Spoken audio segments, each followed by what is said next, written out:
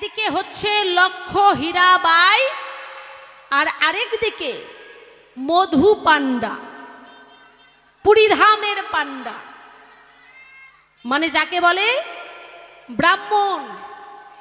একদিকে হচ্ছে পুরীধামের পান্ডা, মধু পান্ডা যার নাম, একদিকে মধু পান্ডা আর আরেকদিকে লক্ষ্য হীরাবাই। জানাই পুরীধাম নিয়ে হবে আলোচনা, জগন্নাথ দেব নিয়ে হবে আলোচনা, কারণ আর বেশি দিন কিন্তু নেই, তাই না? রথ এসে গেছে। জগন্নাথ দেব দর্শন করতে যাদের মনে মনে বাসনা রয়েছে সকলেই কিন্তু প্রস্তুতি নিচ্ছে যে আমরা জগন্নাথ দেব দর্শন করব। আর জগন্নাথ দেব যদি দর্শন করা যায়, সেই মূর্তি, সেই প্রভুর বদন যদি দর্শন করা যায়, শাস্ত্রে বলেছে তাদের নাকি মনের বাসনা পূর্ণ হয়। যার যেটা মনে বাসনা নিয়ে যায় সেই বাসনা পূর্ণ করেন আমার জগন্নাথ দেব। তাই সেই তত্ত্ব কথা, সেই আলোচনা আপনাদের সম্মুখে তুলে ধরতে চাই। আমার বিপক্ষে যিনি রয়েছেন তিনি একজন বড় মহাজন। তিনাকে আমি মধু পান্ডার ভূমিকায় রেখে দিলাম, যেহেতু পুরুষ তাই তাকে মধু পান্ডা, পুরীধামের পান্ডা, তার নাম হচ্ছে মধু পান্ডা। তাকে মধু পান্ডার ভূমিকায় রেখে আমি হীরাবাই, লক্ষ্য হীরাবাই এই সভাতে স্বপ্নাদাসী নামটা কিছুক্ষণের জন্য বর্জন করে আমি লক্ষ্য হীরাবাই এই সভাতে হয়ে যাই। লক্ষ্য হীরাবাই হয়ে আমি মধু পান্ডার কাছে কিছু কথা করব জিজ্ঞাসা না করলে কিন্তু জবাব পাওয়া যাবে না, তাই না?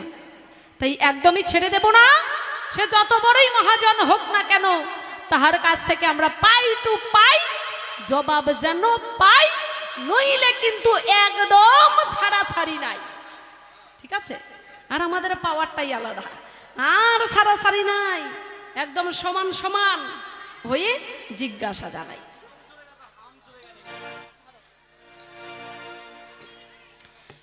ভূমিকাতে লক্ষ্য হীরা গো হইয়া আজ এই সভাতে দাঁড়াই,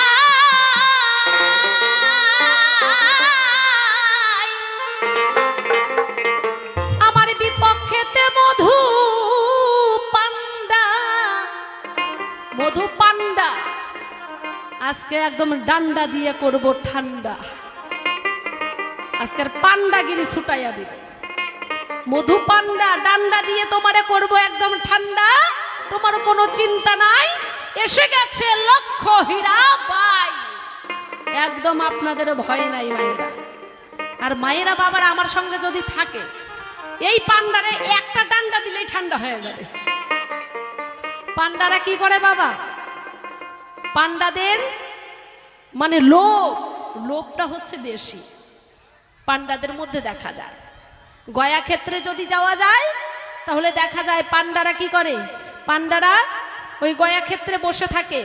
যদি কারো বাবা মারা যায়, যদি কারো মা মারা যায়, পিণ্ড দান করতে যখন যায় তখন ওই যে নারকলের দরকার হয়, মানে ডাবটা বড় হয়ে গেলে, মানে ডাবটা যখন পুষ্ট পায় তখন তার নাম হয়ে যায় নারকেল, তাই না? যখন ডাব ছাড়া তো আর পূজা পার্বণ হয় না, পিণ্ডও হয় না, ওই ডাবের খুব প্রয়োজন, ডাবের দরকার। তখন কি করে, ওই সেইখানে গয়া ক্ষেত্রে পান্ডারা বসে থাকে। একটা ডাব নারকেল কত মানুষের কাছে যে বিক্রি করে তার কোনো ঠিক ঠিকানা নাই। এরা হচ্ছে দালালের মতো, বুঝতে পেরেছে? দালাল যেমন দালালি করে, ওই নারকল নিয়ে, ডাব নিয়ে এই পান্ডারাও কিন্তু দালালি করে। তো আজকে দালালি খাটবে না, আজকে পড়েছো তুমি কার পাল্লায়, ওইটা একটু সাবধান হয়ে বুঝে নিও। আমি তোমারে এই সভায় বলে যাই, আজকে লড়াই হবে, লড়াই চাই, লড়াই করে বাঁচতে চাই। লড়াই করার মধ্যে অনেক আনন্দ রয়েছে, প্রশ্নগুলো জবাবগুলো সুন্দরভাবে আদায় করতে চাই। তাই কি আমি হচ্ছি লক্ষ্য হীরাবাই, আমার বিপক্ষেতে আছে মধু পান্ডা, সভায় দেখিবারে পাই গো এই সভাতে হীরাবাই গো।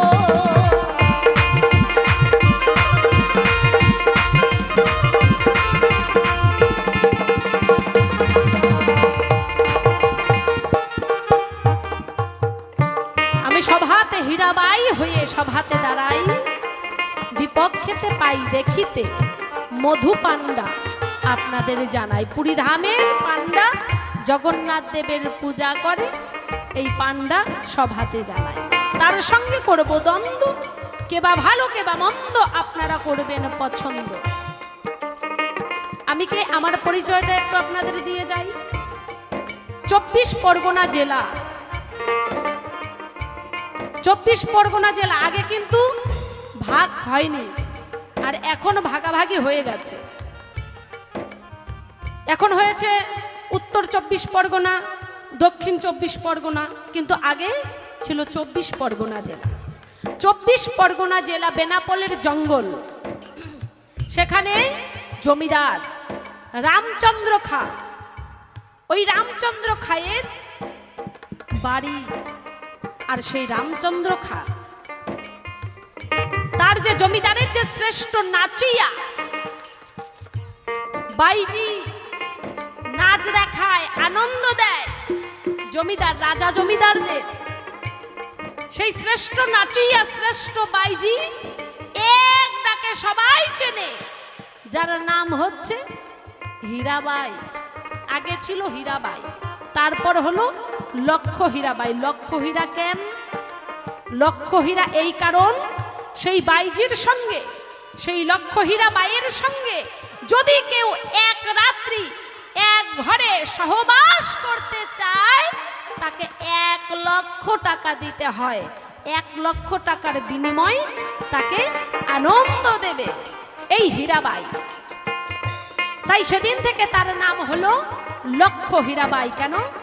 জমিদার রামচন্দ্র খা জমিদার ছাড়া ওই হীরাবাইকে আর কেউ পেত না, কারণ এত টাকা কারো ছিল না। তখন 1 টাকায় 3 মণ কিংবা 4 মণ চাউল পাওয়া যেত, সেই সময়কার কথা। তাহলে 1 লক্ষ টাকা কেউ দিতেও পারত না, আর হীরাবাইয়ের সঙ্গে কেউ থাকতেও পারত না। সেই হীরাবাই, সেই নাম, তার নাম হচ্ছে লক্ষ্য হীরাবাই। তাই আমি সেই লক্ষ্য হীরাবাইয়ের পক্ষে। তাই আমি লক্ষ্য হীরাবাই হইয়া সব হাতে দাঁড়াই, রয়েছেন বিপক্ষেতে আমি দেখিবারে পাই।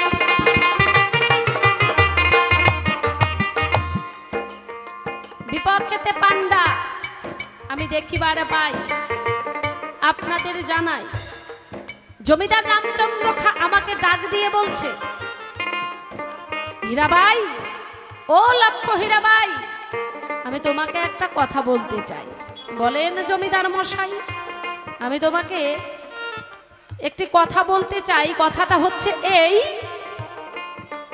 বেনাপোলের জঙ্গলে নাকি একজন সাধু এসেছে। তোমার যে রূপের ঝলক, এই রূপের ঝলক যদি কেউ দেখে, তাহলে বোঝা যায় সে পুরুষটা, মানে সেই মানুষটা ভালো না মন্দ বোঝা যায়, সে কোন পথে সেটা বোঝা যায়।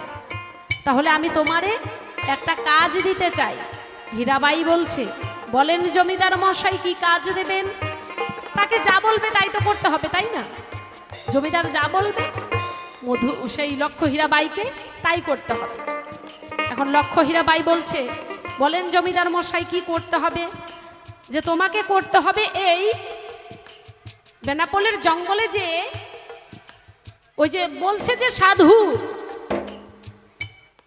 যে এসেছে, এই সাধু আসল না সাধু নকল একটু পরীক্ষা করতে হবে। সাধুর নাম হচ্ছে হরিদাস। পরীক্ষা করে এসে তুমি আমার কাছে করবে প্রকাশ, সে আসল না নকল। আমার মনে হয় ওটা আসল না, আর তোমার রূপের ঝলকে দেখলে পরে সে যদি নকল হয় তুমি বুঝতে পারবে এই বিশ্ব চরাচরে তার কোনো আর জায়গা হবে না। আমি তোমারে জানাই, তুমি খবরটা শুধু নিয়ে এসো, আমি তোমারে বলতে চাই। এখন আমি হীরাবাই ওই না জমিদারের কথা শুনিয়া আর করি নাই তো দেরি, জমিদার মশাইকে ডেকে ডেকে বললাম তাড়াতাড়ি। বলছি জমিদার মশাই, আপনি কোনো চিন্তা করবেন না, ওটা আসল নয়, ওটা হচ্ছে নকল। আমরা তো দেখতেই পাই কত নকল গোসাই সেজে ভণ্ডামি করে বেড়াচ্ছে। বেশিরভাগই কিন্তু গোসাই সেজে ভণ্ডামিটাই বেশি করে, তাই না? আসল সাধু কয়জন সংসারের মধ্যে রয়েছে? বেশিরভাগই কিন্তু সাজা সাধু, ভেতরে সাধু না, ওপরে সাজা সাধু বলে আসরেই গোসাই গোসাই, তাই না? বাড়িতে তুলসী গাছই নাই, এরকম সাধু দেখা যায় এই সংসারের মধ্যে বেশি রয়েছে, আর আসল সাধু খুবই কম। তাই হীরাবাই বলছে, আমি আপনাকে একদিনের মধ্যে সংবাদ এনে দেব, কোনো চিন্তা নাই। এখন ধীরে ধীরে হীরাবাই করে নাই তো দেরি, ওই বেনাপোলের জঙ্গলের মধ্যে গেল তাড়াতাড়ি। সেখানে গিয়ে দেখতে পায় হরিদাস সাধু কৃষ্ণ নাম গায়, কৃষ্ণ গুণগান গাইছে। সেখানে গিয়ে কৃষ্ণ নাম শুনে, জীবনে তো কোনোদিনও হীরাবাই কৃষ্ণ নাম শুনে নাই। রাজামশাই ঘরের মধ্যে একটা পাখিকে যেমন খাঁচায় বন্দি করে রাখে, পাখিকে যা আধার দেয় সেটাই খায়, সেরকম হীরাবাইকেও রাজামশাই মানে জমিদার মশাই, রাজারা জমিদাররা তাকে বন্দি করে রাখে সংসারের মধ্যে, তাই না? জীবনটাই তো তাদের এমন, বাইরের জগৎটা তো তারা দেখতে পারেন না। হীরাবাই যখন বেনাপোলের জঙ্গলের মধ্যে গেল, গিয়ে দেখতে পায় সেই সাধু যেন কৃষ্ণ গুণগান গায়। এ কি, কৃষ্ণ নাম গাইছে? কৃষ্ণ নাম এমন হয়? সাধুকে বলছে, সাধু আমি তোমার সঙ্গে এক রাত্র এক ঘরের মধ্যে আমি থাকতে চাই, এটাই আমার মনের বাসনা। সাধুরা বলেছে, সাধুরা মনের বাসনা পূর্ণ করেন। সাধু বলছে, আমি 3 লক্ষ বার নাম জপ করব, তারপর তোমার মনের বাসনা আমি পূর্ণ করব। আগে 3 লক্ষ বার নাম জপ করি। এখন 3 লক্ষ বার নাম জপ করা চার ঠিকানি কথা। হীরাবাই ভাবছে, এই তো ভোর হতে লাগলো, রাতে করেছে প্রবেশ, ভোর হতে লাগলো। আচ্ছা, ভোর যখন আলো হয়ে যাবে, যখন সূর্য উদয় হবে, পৃথিবীতে আলো চলে আসবে, আমি তো আর থাকতে পারবো না, কারণ আমার তো ব্যবসাটাই আলাদা। আমাকে যে দেখবে সেই যেন অন্য নজরে দেখে না, এখানে আর থাকা যাবে না, আমি চলে যাই। এইভাবেতে একদিন না, 2 দিন না, 3 দিন, ওই না সেই জায়গাতে যায়। আর দেখো দেখো সেইখানেতে ওই না কি ঘটনা ঘটিয়া যে যায় গো।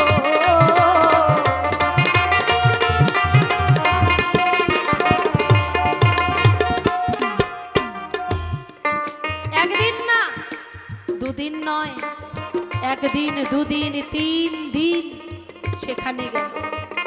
3 দিন কৃষ্ণ নাম শুনতে শুনতে তার মনোপ্রাণ যেন কৃষ্ণময় হয়ে গেছে, সে যেন অন্যরকম হয়ে গেছে। লক্ষ্য হীরাবাই ভাবছে, আহারে আমি সারাটা জীবন কি করলাম? সারাটা জীবন অন্যের মনের বাসনা পূর্ণ করতে করতে, অন্যের মনের বাসনা পুরাতে পুরাতে সারাটা জীবন আমার চলে গেছে। কৃষ্ণ নামের যে এত মহিমা আমি তো আগে বুঝি নাই। না, আর আমি জমিদারের বাড়িতে ফিরে যেতে চাই না। জমিদারের বাড়িতে যদি আবার ফিরে যাই, সে আমাকে যা বলবে আমাকে তাই করতে হবে। সারাটা জীবন অন্যায় ভাবে এই দেহটাকে কত যে কি করেছি, অন্যায় ভাবে পয়সা রোজগার করেছি, এই দেহটাকে দিয়ে ব্যবসা করেছি, সারাটা জীবন এভাবে কাটিয়ে দিলাম। আর আমি ফিরে যেতে চাই না, যেখানে আমার কোনো সম্মান নাই, যেখানে কোনো মায়া নাই, যেখানে কোনো মমতা নাই, আমি সেখানে আর ফিরে যেতে চাই না। লাগবে না আমার কোনো কিছু। হীরা মানিক, টাকা পয়সা, জমি বাড়ি কিছুর আমার প্রয়োজন নেই। আমি আর এখানে থাকবো না। এই কৃষ্ণ নামে আমাকে পাগলিনী করেছে। আমি যাব যেখানে কৃষ্ণ নাম হয়, সেখানে আমি যাব। সারাটা জীবন, এই বাকি জীবনটা আমি কৃষ্ণ কথা বলতে বলতে কাটিয়ে দিতে চাই। কোথায় যাব? আমি কোথায় যাব? কে আমাকে জায়গা দেবে? এই নারীকে কেউ কি জায়গা দেবে? এই নারীকে কি কেউ টেনে নেবে কোলে? আমি কোথায় যাব? তখন হঠাৎ করে মনে পড়ল, বলেছে ভগবান বলেছে একজন ভক্ত যদি সঠিক পথে হাঁটতে চায় তাকে সহযোগিতা করেন আমার ভগবান দয়াময়। তখন নিজেই ভাবছে আমি যাব। কোথায় যাব? আমি পুরী ধামে যাব। শুনেছি অনেকেই পুরী ধামে যায়, আর পুরী ধামে গেলে পরে মনের বাসনা নাকি পূর্ণ হয়। সারা জীবনে যা পরিশ্রম করে এই দেহটাকে খাটিয়ে আমি যা রোজগার করেছি, আমি এই সব কিছু আমি ভগবানের চরণে অর্পণ করে দিয়ে ভগবানের নাম গুণগান গাইতে চাই। তাই ধীরে ধীরে দেখো দেখো কি করিল তাই, সারা জীবনের সব কিছু যা রোজগার করেছিল সব কিছু একটা কাপড়ের মধ্যে পটলি বেঁধেছে, বেঁধে মাথায় করে ওই পুরী ধামে যায় গো।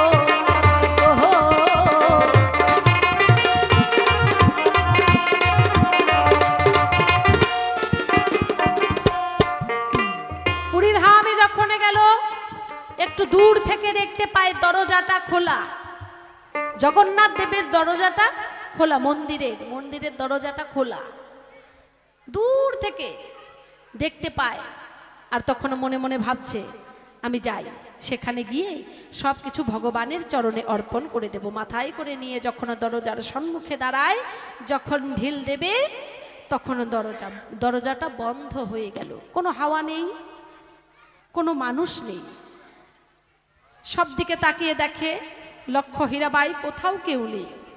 তাহলে এই সময় আমি যখন সেই ধন রত্ন টাকা পয়সা হীরা মানিক একটা কাপড়ে পটলি করে সেই ধন যখন আমি ভগবানের চরণে অর্পণ করতে গেলাম, সেখানে কেউ নাই, কিন্তু দরজাটা বন্ধ হয়ে গেল। বন্ধটা করলো কে? তাকিয়ে দেখি কোথাও তো কেউ নেই, তাহলে বন্ধ করলো কে? পিছন দিকে ঘুরে দেখি, তাই আমার পিছনে রয়েছে সেই মন্দিরের একজন পান্ডা, যার নাম হচ্ছে মধু পান্ডা। তাহলে পান্ডাকে পাই, পান্ডার কাছেই জিজ্ঞাসা জানাই, বলো পান্ডা, এখানে তুমি আর আমি আর হচ্ছে আমার ভগবান যে হচ্ছে জগন্নাথ দেব, আচ্ছা বলো তো দেখি, জগন্নাথ দেবের তো হাত নাই পা নাই, তাহলে দরজা বন্ধ করতে পারবে না। তাহলে বন্ধ করলে হাত পায়ের দরকার আছে, হাতের দরকার আছে। তোমার হাত আছে, আমারও হাত আছে, তাই না? আমি জিনিসটা ঢিল দিয়ে দিতে চাইলাম, এখন দেখা গেল আমি জিনিসটা দিতে চাইলাম, আমি তো আর বন্ধ করি নাই। তাহলে একমাত্র তুমি দায়ী, তুমিই রয়েছ। তাহলে তোমার কাছে আমি জানতে চাই, এই দরজাটা বন্ধ করলো কে? নিশ্চয়ই তুমি করেছ, বলো। আমি জানতে চাই দরজাটা কে বন্ধ করলো, কিসের জন্য বন্ধ করলো, কিসের কারণ দরজা বন্ধ করেছে? তোমার কাছে আমার রইল জিজ্ঞাসা, বলো বলো বলো মধু পান্ডা। তাই আমি তোমার কাছে দ্বিতীয়বারে আরো একটি কথা জানতে চাই।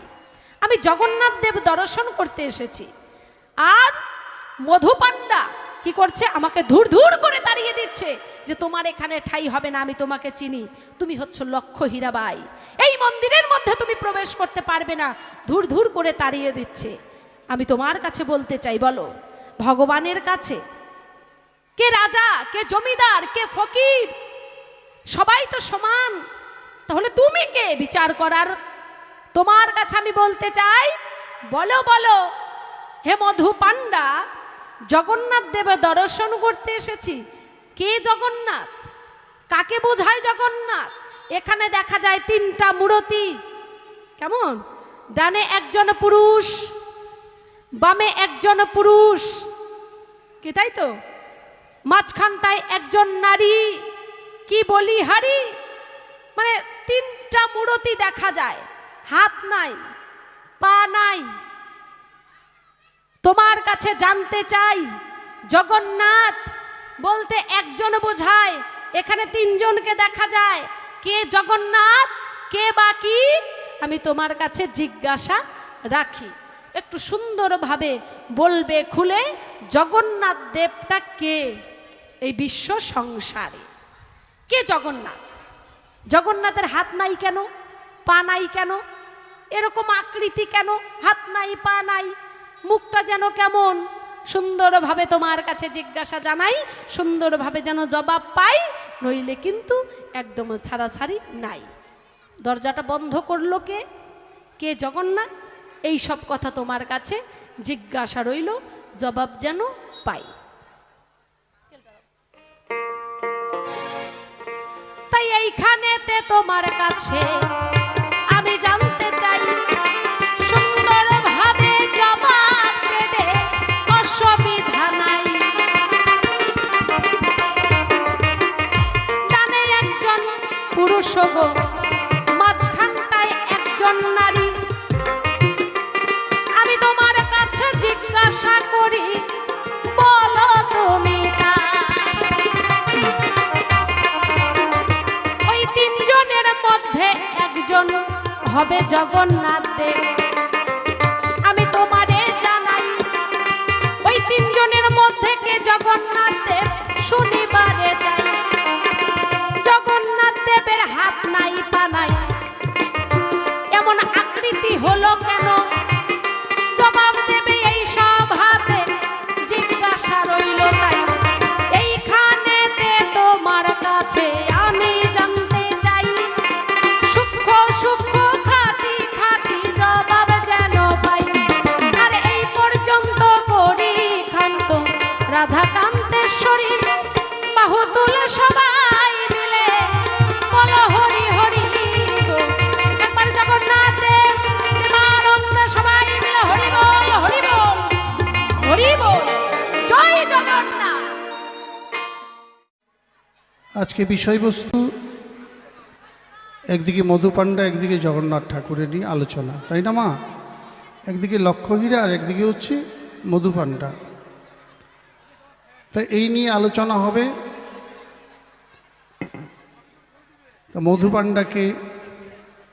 মধু পাণ্ডা হচ্ছে উড়িষ্যার তৎকালীন সময়ে, যে সময় লক্ষ্যহীরা গিয়েছিল, তিনি নিত্য জগন্নাথের ভোগ লাগাতেন এবং সমস্ত কর্ম তিনি করতেন। তার নাম হচ্ছে মধু পাণ্ডা, অর্থাৎ ওই জগন্নাথ মন্দিরের পূজারী এক কথায়। তার সঙ্গে একটু আড়াআড়ি। সারা জনমে যা কামাই করলো তার পুটলা বাঁধে নিয়ে মন্দিরে গেল, তাই না মা? হয়েছে তো নিজেই না, আমি তার কই নাই। এখন ওই পুটলা নিয়ে মন্দিরে ঢেল দিয়ে সাধু হতে চায়। আচ্ছা, টাকা দিয়ে যদি ভগবান পাওয়া যেত, আমাদের দেশে অনেকে ধনী মানি জ্ঞানী অনেক মানুষ আছে না, অনেক অর্থশালী মানুষ আছে, তাহলে তার টাকা দিয়ে ভগবানকে কিনে রাখত, তাই না? টাটা, বিড়লা, গোয়েঙ্কা, আম্বানি, এরা তো ভগবানকে কিনে ভগবানের ঘরের মধ্যে থিয়ে দিত। কারণ এটা হয় না, এ দেশের ধন সম্পদ ওই দেশে চলে না। ওই দেশে যেতে গেলে যার গুরুকৃপা হয়েছে, যার ভক্তি সঞ্চিত প্রেম ও ফল যিনি অর্জন করেছেন, সেই একমাত্র ভগবানের দাস হতে পারে। টাকা পয়সা দিয়ে কখনো ভগবানকে লাভ করা যায় না, অর্থ সম্পদ দিয়ে ভগবান পাওয়া যায় না। আবার অর্থ সম্পদ দিয়ে পাওয়া যায়, সে অর্থ যদি সৎ উদ্দেশ্যে সৎকর্মে বিনিয়োগ করা হয়, তাই না? মন্দির করলাম, মন্দিরে দান করলাম, সাধু সেবায় দিলাম, ধর্ম কাজে দিলাম, তাহলে কাজ হয়। শুধু নিজের জন্য রোজগার করলাম, নিজে খাইলাম দাইলাম, আনন্দ ফুর্তি করলাম, কিন্তু এই ধন আমার একটাও নয়, সব বিফলে গেল। যাই হোক, যন্ত্রসঙ্গীতগুলো সাজিয়ে নিচ্ছে, কারণ একটু দল পরিবর্তন হলো। একটু অপেক্ষা করুন আপনারা, এক্ষুনি আমাদের ওরা সাজানো হয়ে গেলে গান শুরু হবে। তো মূল কথা এটাই, ভগবানকে তো পেতে গেলে আগে ভক্তি চাই। ভক্তি ছাড়া তো ভগবান মিলে না বাবা। তুমি দেখলা অমুকে পূজা করতেছে, আরে দারুণ মন্দির করছে, তো আমিও বাড়িতে যাই একখান বানাইলাম, কিন্তু কিভাবে পুজো করতে হয়, কিভাবে পুজো দিলে ভগবান নেয় সেটা আমি জানি না। উনি বানাইছে, আমিও বানাইছি, দেখা দেখি। তাহলে নতুন নতুন কয়দিন করলাম, 6 মাস পরে মন্দিরে প্রদীপও নাই আর ধূপও নাই। হ্যাঁ, মা কয় মেয়ের পূজা দিয়ায়, মেয়ে কয় মারে পূজা দাও, আমার সময় নাই। এরকম করতে করতে ঠেলাঠেলি করতে করতে ঠাকুর না খাইয়ে শুকাই থাক। এগুলোই তো হচ্ছে। মন্দির বানানো যত সহজ, তার পরিচর্যা করা, তাকে দেখাশোনা করা, এটা বড় কঠিন।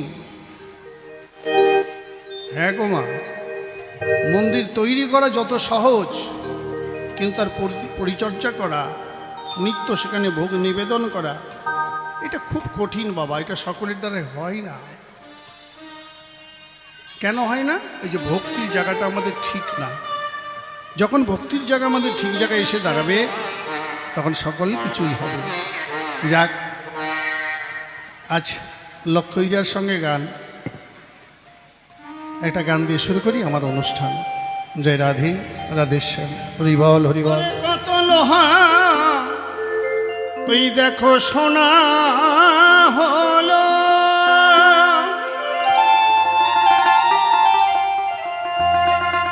ওরে মনে কত লোহায় দেখো সোনা হলো, ওই না হাজারে হাজারে। ও তুই খুঁজলি না মন, ওরে মন পরশমণি, ও মন সাধুর বাজারে। ও মনে খুঁজলি না রে, খুঁজলি না মনি পরশমণি, ওই না সাধুর বাজারে। সাধুর দর্শনে যায় মনের ময়লা, পরশে হয় প্রেম তরঙ্গ, ভজরি মন আনন্দের গৌরাঙ্গ। সাধুর প্রতি যদি আমার বিশ্বাস বা ভক্তি না থাকে, তাহলে কি হবে বাবা? না তার সঙ্গ করে, তার সঙ্গে কথাবার্তা না বলে, তার সঙ্গে তার আচার বিচার সম্বন্ধে আমার জ্ঞান নেই, ফট করে বলে দিলাম এটা ভণ্ড সাধু। ওই সাধুটা ভণ্ড না, ভণ্ড হলাম আমি। সে ভণ্ড থাক যাই থাক, বেশটা তো তার সাধু। হ্যাঁ, বেশটা কিন্তু সাধুর মা। তাই যখন রাজা চন্দ্রধ্বজ তার শূল বেদনা হলো, ভগবান কৃষ্ণ একটা বৈদ্য সেজে বলল, এই শূল বেদনা ভালো হতে পারে যদি রাজহাঁসের মাংস খাও। রাজহাঁস ধরে এনে যদি তার মাংস খেতে পারো, তোমার এই শূল বেদনা ভালো হবে। তো সঙ্গে সঙ্গে মন্ত্রী সেনাপতিকে অর্ডার দেওয়া হলো, যাও যেখান থেকে বা একটা রাজহংস ধরে এনো, নিয়ে এসো। তারা ছুটে যাচ্ছে। বৈদ্য বলছে, ও সেনাপতি মশাই, এইভাবে গেলে পাওয়া যাবে না তো। রাজহংস বৈষ্ণবের প্রসাদ বড় ভালোবাসে, সাধুর প্রসাদ খায়, সাধু সেজে যেতে হবে। তো ওই মন্ত্রী আর সেনাপতির ডুপ্লিকেট সাধু সাজলো, তিলক টিলক দিয়ে গেরুয়া বসন করে চলে গেল সরোবরে। প্রসাদ ভাসিয়ে দিয়ে বলছে, রাজহংস আসো প্রসাদ পাও। রাজহংস যাচ্ছে, রাজহংসের পিছন থেকে বলছে, তুমি কি করছো? তুমি জানো না ওই দুটা ভণ্ড? এটা তো সাধু না, চেহারা বুঝতে পারছো না? বলে সবই বুঝি রাজহংসী। ওরা ভণ্ড হতে পারে, কিন্তু ওদের ললাটে যে তিলক, কণ্ঠে তুলসীর মালা, তাদের অঙ্গে যে বেশ, সেটা তো ভণ্ড নয়। তাই সাধুকে অপমানে করলে ওই পোশাককে দেখে আমি যাচ্ছি, আমার যা হয় হোক, নিতাই গৌর হরিবল হরিবল হরিবল। এইরকম ভক্তি বিশ্বাস। এই জন্য রাজহংস দুধ আর জলে মিশালে দুধটাই খায়, জলটা পড়ে থাকে। রাজহংসের মতো স্বভাব যতদিন না হবে ততদিন তুমি সাধু চিনতে পারবে না। খালি সরং ফরং করে কথা বললে হবে না, আগে সাধু চেনো, সাধু সঙ্গ করো জীবনে, তাহলে কিছু করতে পারবে। আর সাধু নিন্দা খবরদার করতে যেও না, তাতে তোমার সব অংশে নির্বংশ হয়ে যাবে। সব অপরাধের মাপ আছে, সাধু নিন্দা বৈষ্ণব অপরাধের কোনো মাপ নাই, কোনো ভাবে তার ক্ষমা হয় না। এই জন্য খুব সাবধান। খুঁজলি না মনে পরশমণি সাধুর বাজারে, কেন বুঝলি না রে, বুঝলি না মনে পরশমণি সাধুর বাজারে। একবারে নিতাই নিতাই গৌর হরি বল হরি বল হরি বল হরি বল।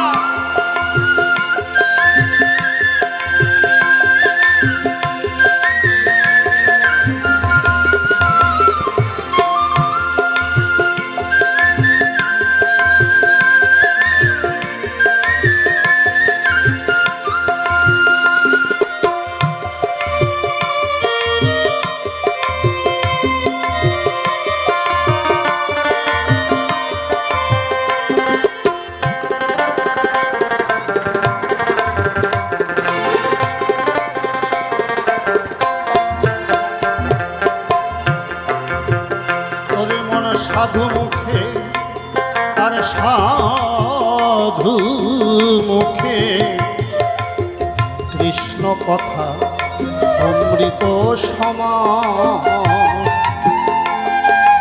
শুনিলে কাটিবে মায়া জুড়াবে পরাণ, অবন জুড়াবে পরাণ।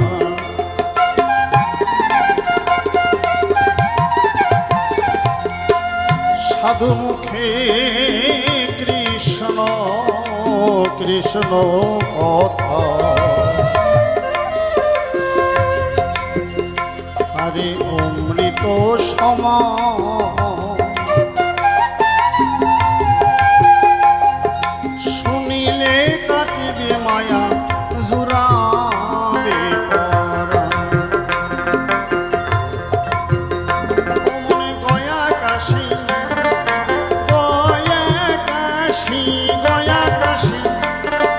তীর্থ যত,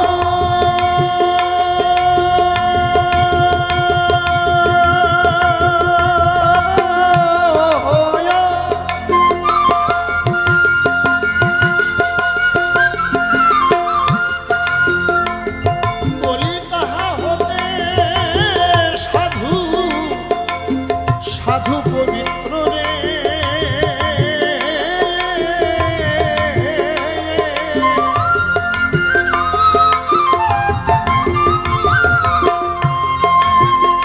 ওই না গয়া কাশী গয়া কাশী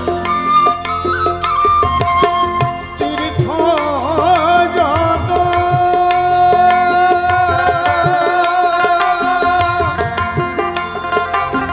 তাহা হতে সাধু সাধু পবিত্র পবিত্র রে।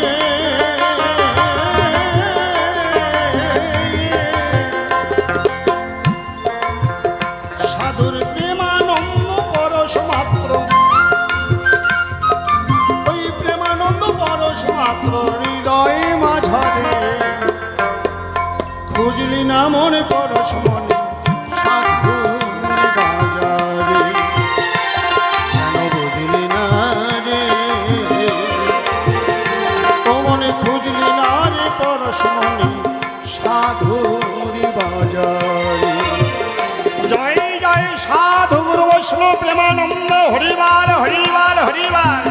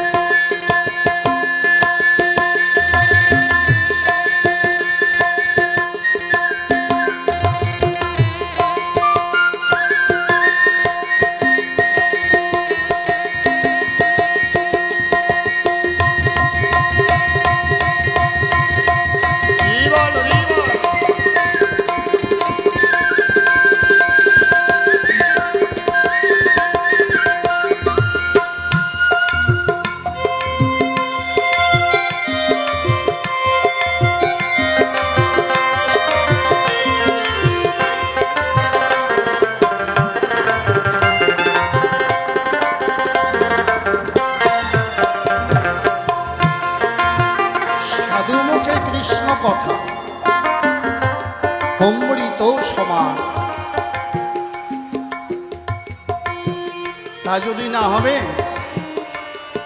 লক্ষহীরা তো একজন পতিতা, সেই সাধু হরিদাসের কাছে গেল, তার সাধুত্ব নষ্ট করার তরে পেরেছে কি মা?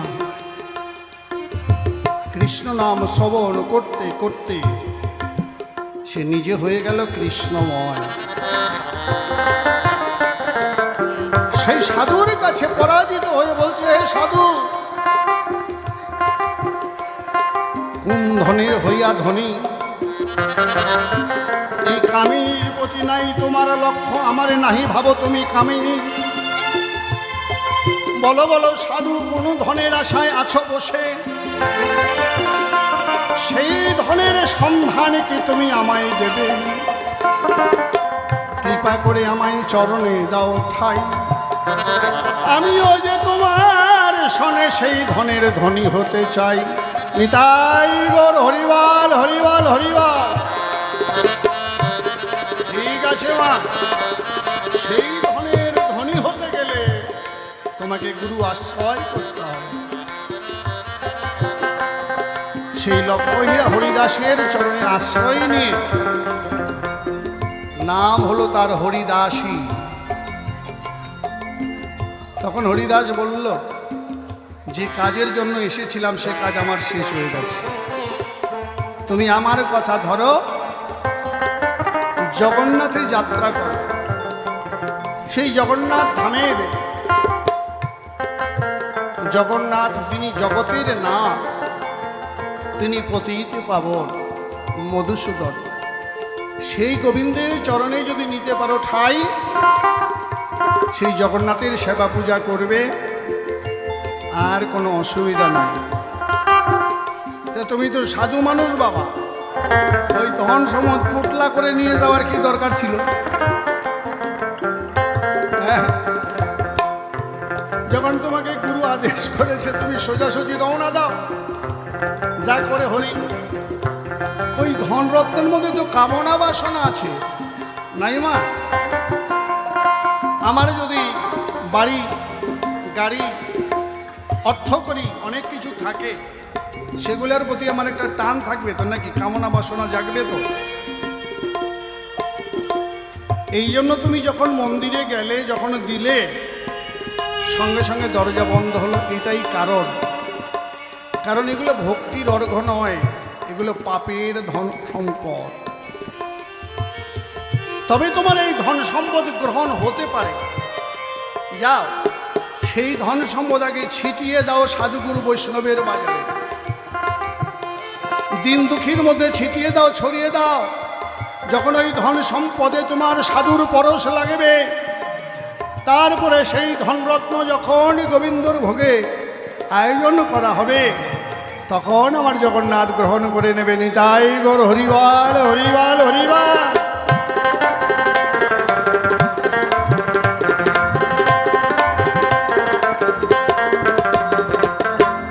এই জন্য দরজা বন্ধ হয়েছে। এখন বন্ধটা করলো কে? কে আবার বন্ধ করবে? যিনি জগতের না, তিনি ত্রিজগতের মালিক, তার সব দিকে দৃষ্টি, সব দিকে হাত, তিনি সদা সর্বদা করেন আশীর্বাদ। তাহলে এইরকম কেন ছুটা জগন্নাথ? এর একটা ছোট্ট কারণ বলি। কারণ তো অনেক অনেক রকম আছে। সাধারণ কারণ যেটা, আমরা সবাই ভগবানের কাছে হাত পেতে শুধু চাই, তাই না মা? যে ভগবান এটা দাও, সেটা দাও, ওটা দাও। ভগবান বলছে, আর কত চাইবি বাপ? তোদের দিতে দিতে দিতে দিতে তো আমি শেষই হয়ে গেছি, দেখছি না আমার হাতও নাই, পাও নাই। তোরাই তো এক একটা ভগবান, তোরাই তো এক একজন মহামানব। তা তোরা মহামানব হয়ে আমার কাছে হাত পেতে চাইছিস। এই পৃথিবীতে জীবের মধ্যে সর্বশ্রেষ্ঠ জীব হচ্ছে মানব। তা তোরা এক একজন ভগবান হ না। হ্যাঁ, এই একটা কারণ। আরও কারণ আছে, খুলে বলবো একটু সভা মাঝে। গানটা গাই। ভুজঙ্গের মস্তকে মণি পেয়েছে ধরা, যে পেয়েছে সে হইয়াছে জীবন্ত মরা, ও মনে জীবন্ত মরা।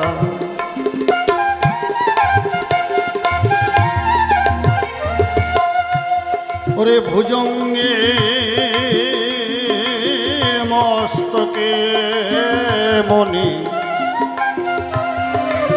ভুজঙ্গ মানে কাল সর্প, আর এই কাল সর্পের মাথায় মণি থাকে, তাই না মা?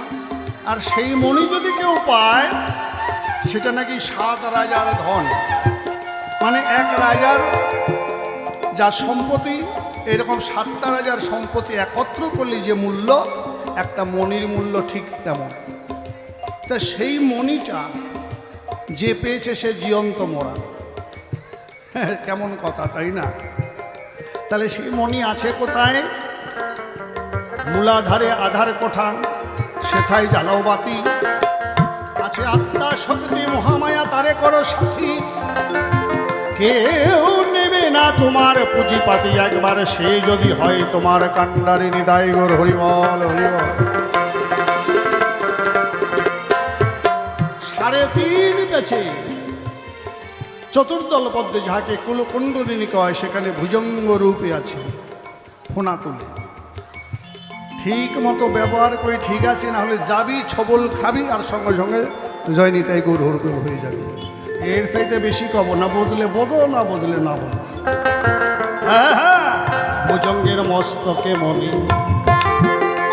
মণি রয়েছে ধরা, যে পেয়েছে সে হইয়াছে জীবন্ত মরা।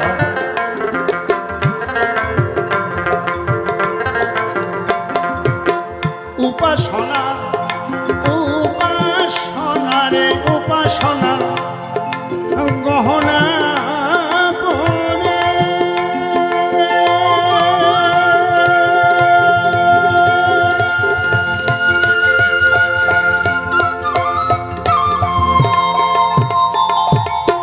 ওই দেখো বসে আছে রূপের রূপের ঘরে গো।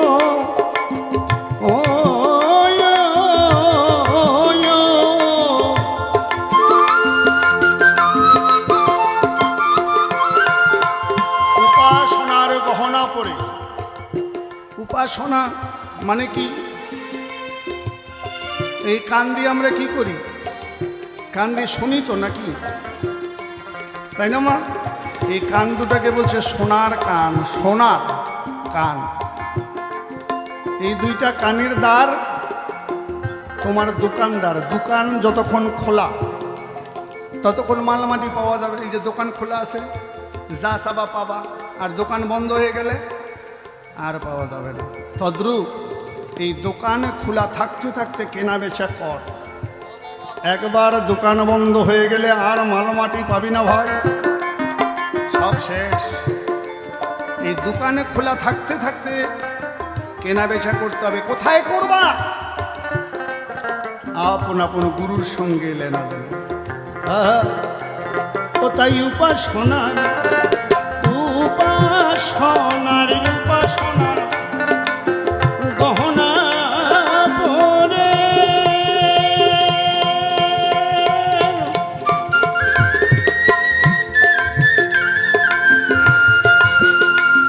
তুমি বসে থাকো রূপের রূপের ঘরে গো।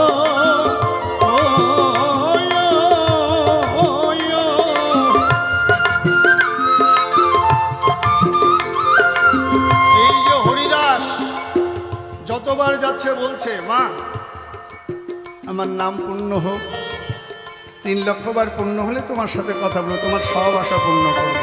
কেন? স্বরূপে আরোপ যার নাগর রসিকতার প্রাপ্ত হয় তার মদন মোহন। তার লক্ষ্যটা কোথায়? ঈশ্বরের দিকে। কতবার নাম জপ করবে না? 3 লক্ষ। আচ্ছা মা, 3 লক্ষ নাম করা কি সম্ভব? এই যে আমরা নিঃশ্বাস প্রশ্বাস নেই, সারাদিন 24 ঘন্টায় 21,600 বার। আরে শ্বাসে শ্বাসের নাম করলেও তো হয় না, হয় কি? তাহলে 3 লক্ষ কি করে পূর্ণ হয়? এই দেখেন, এই দুইটা চোখকে বলা হয় চর্মচক্ষু। কেমন? এই চোখ দুইটা হচ্ছে অন্ধ, অন্ধকার হয়েছে, লাইট জ্বালানো হয়েছে, না হলে দেখা যাবে না।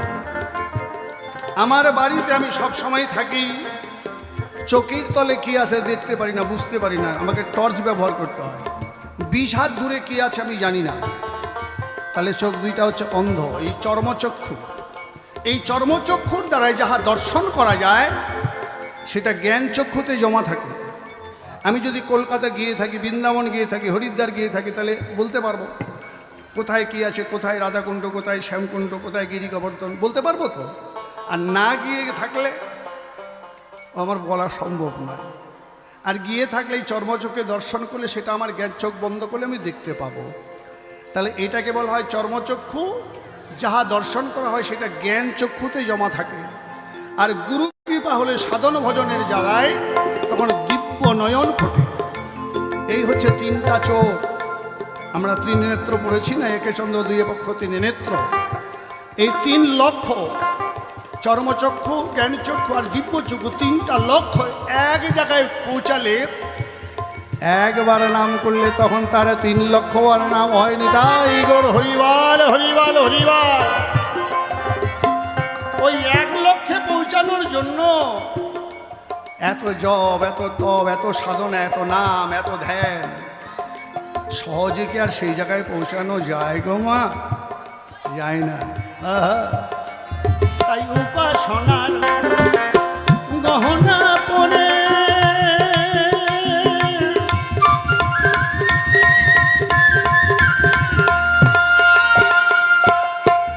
ওই বসে আছে রূপের ঘরে গো।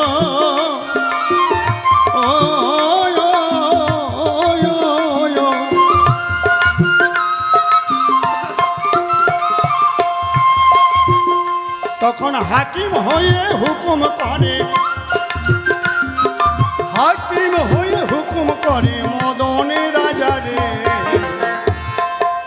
এই বেটা মদন সাবধান, সাবধান, যা কবে তাই শুনবে।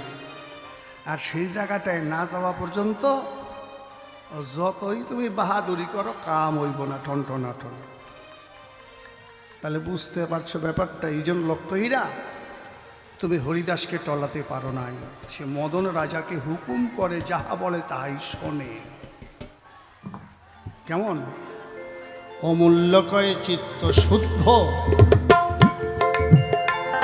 আগে কর রসময়, জ্ঞানালোকে দেখতে পাবে গুরুর বিদ্যালয়।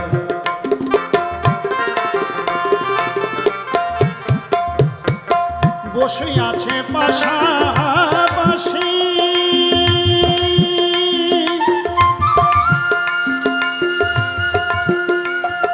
বলিয়ে গাত্তা 2 প্রকাশী গো।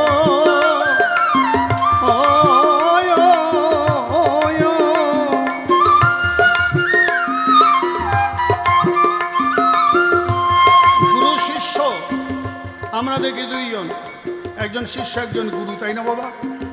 কিন্তু গুরু শিষ্য আলাদা নয়, একটাই আত্মা, 2টা ভাগ।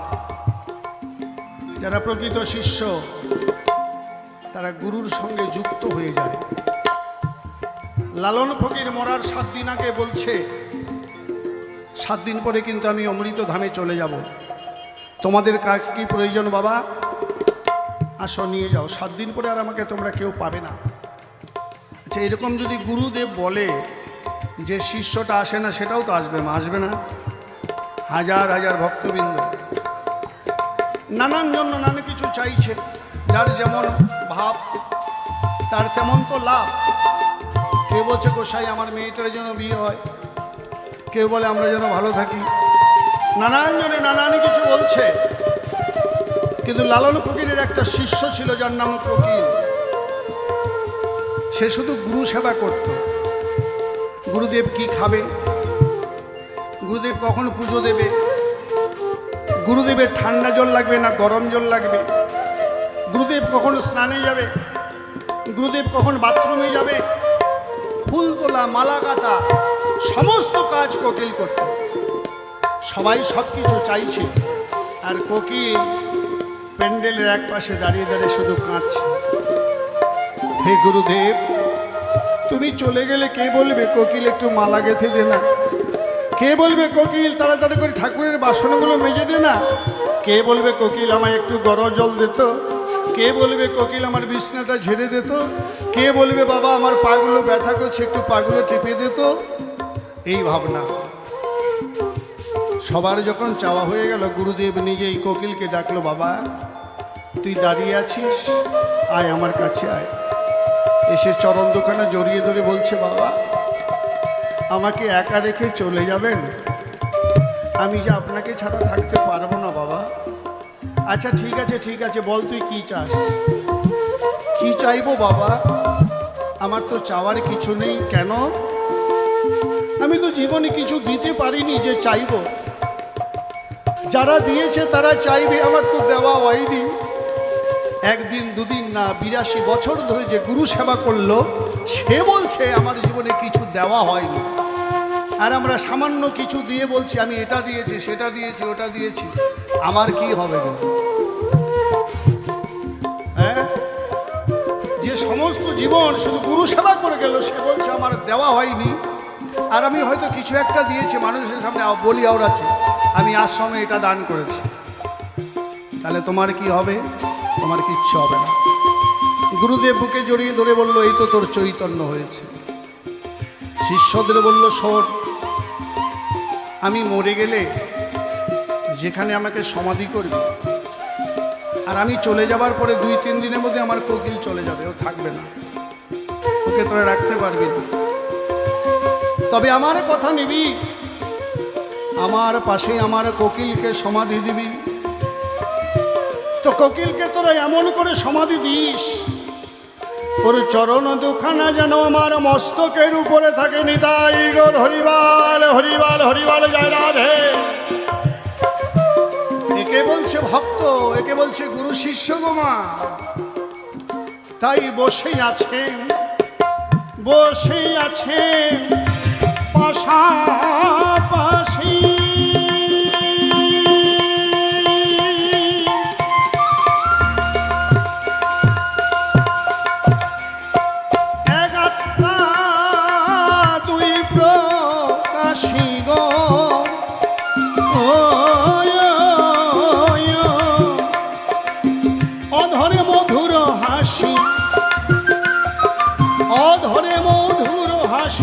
মনে মজা রে, খুঁজলি না মনে পরশমনে সাধুর বাজারে।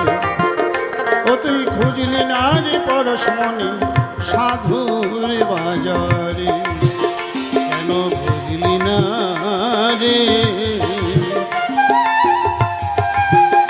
ওরে মনে খুঁজলি না রে পরশমনে সাধুর বাজারে, খুঁজলি না মনে পরশমণি ও মনে সাধু।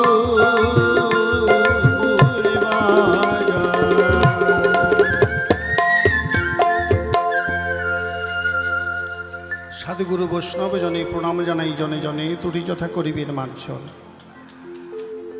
অনেকভাবে কিছু বলতে গেলে ভুল ত্রুটি হতে পারে, চরণেতে জানাই আত্মনিবেদন।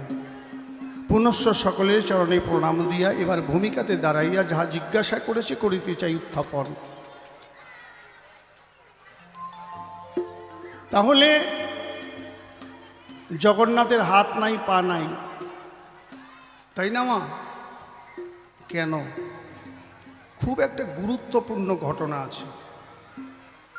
অনেকে শুনেছেন আপনারা জগন্নাথ সম্বন্ধে। নিম কাষ্ঠ কেটে ভাসিয়ে দেওয়া হলো, রাজা তুলে নিয়ে গেল, মূর্তি বানাতে গেল, ঘরের ভিতরে ঢুকে ওই মিস্ত্রি বলেছে যে এই 18 দিনের আগে কেউ দরজা খুলবে না, তাই না? কিন্তু তার আগে রাজা খুললো, তাই ওই রকম বানানো হয়েছে, তাই না? এটাই তো আমরা শুনি, এটাই আমরা জানি। কিন্তু এর চাইতে একটা খুব মারাত্মক ব্যাপার আছে যেটা অনেকেই জানে না, সেই জিনিসটাই আমি বলতেছি। যখন কৃষ্ণ দ্বারকায় রাজা হলেন,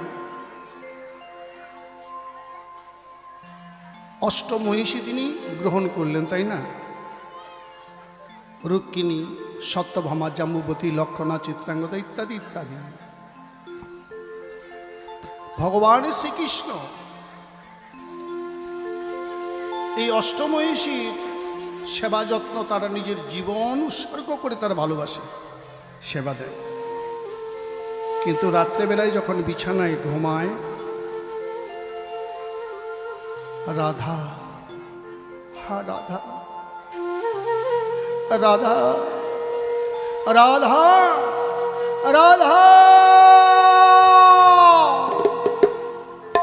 রাধা রাধা বলতে তার নয়নের জলে বক্ষ ভিজে যায়। তার পাশে যে সহধর্মিনী, তাকে একটু ধাক্কা দিলে, কি গো তুমি কার নাম উচ্চারণ করো? যখন জাগে তখন আবার স্বাভাবিক। তো এইরকম করে যত রানী ছিল সবার কাছে একই ঘটনা ঘটল। সমস্ত রানীরা বড় রানী অর্থাৎ রুক্মিণীর কাছে যায়, গিয়ে বলে, দিদি একটা আশ্চর্য ঘটনা, একটু করোনা আলোচনা। বলে কি? দিদি গো জানো, আমাদের প্রভু প্রাণনাথ যখন আমাদের বিছানায় শয়, ঘুমায়, সে ঘুমের ঘরে রাধা রাধা বলে তার বক্ষ ভিজে যায়। ও দিদি তুমি তো বড়, তুমি কি জানো এই রাধাটা কে? বলে না, আমি তো জানি না, আমার কাছেও তো একই ঘটনা। সত্যভামা বলছে আমার কাছেও একই ঘটনা, জাম্বুবতী বলছে আমার কাছে একই ঘটনা। তাহলে কে বলতে পারে? চলো সবাই মিলে যাই আমরা শাশুড়ির ধারে। সবাই মিলে বৌমারা কি করলো? শাশুড়ি মায়ের কাছে গেল। শাশুড়িকে, দৈবকী, আর বলরামের মা মাতার রোহিণী, তাই না? গিয়ে শাশুড়ি মাতার কাছে কয়, ও মা, একটা আশ্চর্য বিষয় জানতে বাসনা হয়। বলো মা, কি হয়েছে? মাগো, আমাদের প্রাণনাথ প্রাণগোবিন্দ কৃষ্ণ যখন আমাদের সঙ্গে শয্যায় ঘুমায়, ঘুমের ঘরে রাধা রাধা বলে তার নয়ন জলে বক্ষ ভিজে যায়। ও মা, রাধা কি খুব সুন্দর?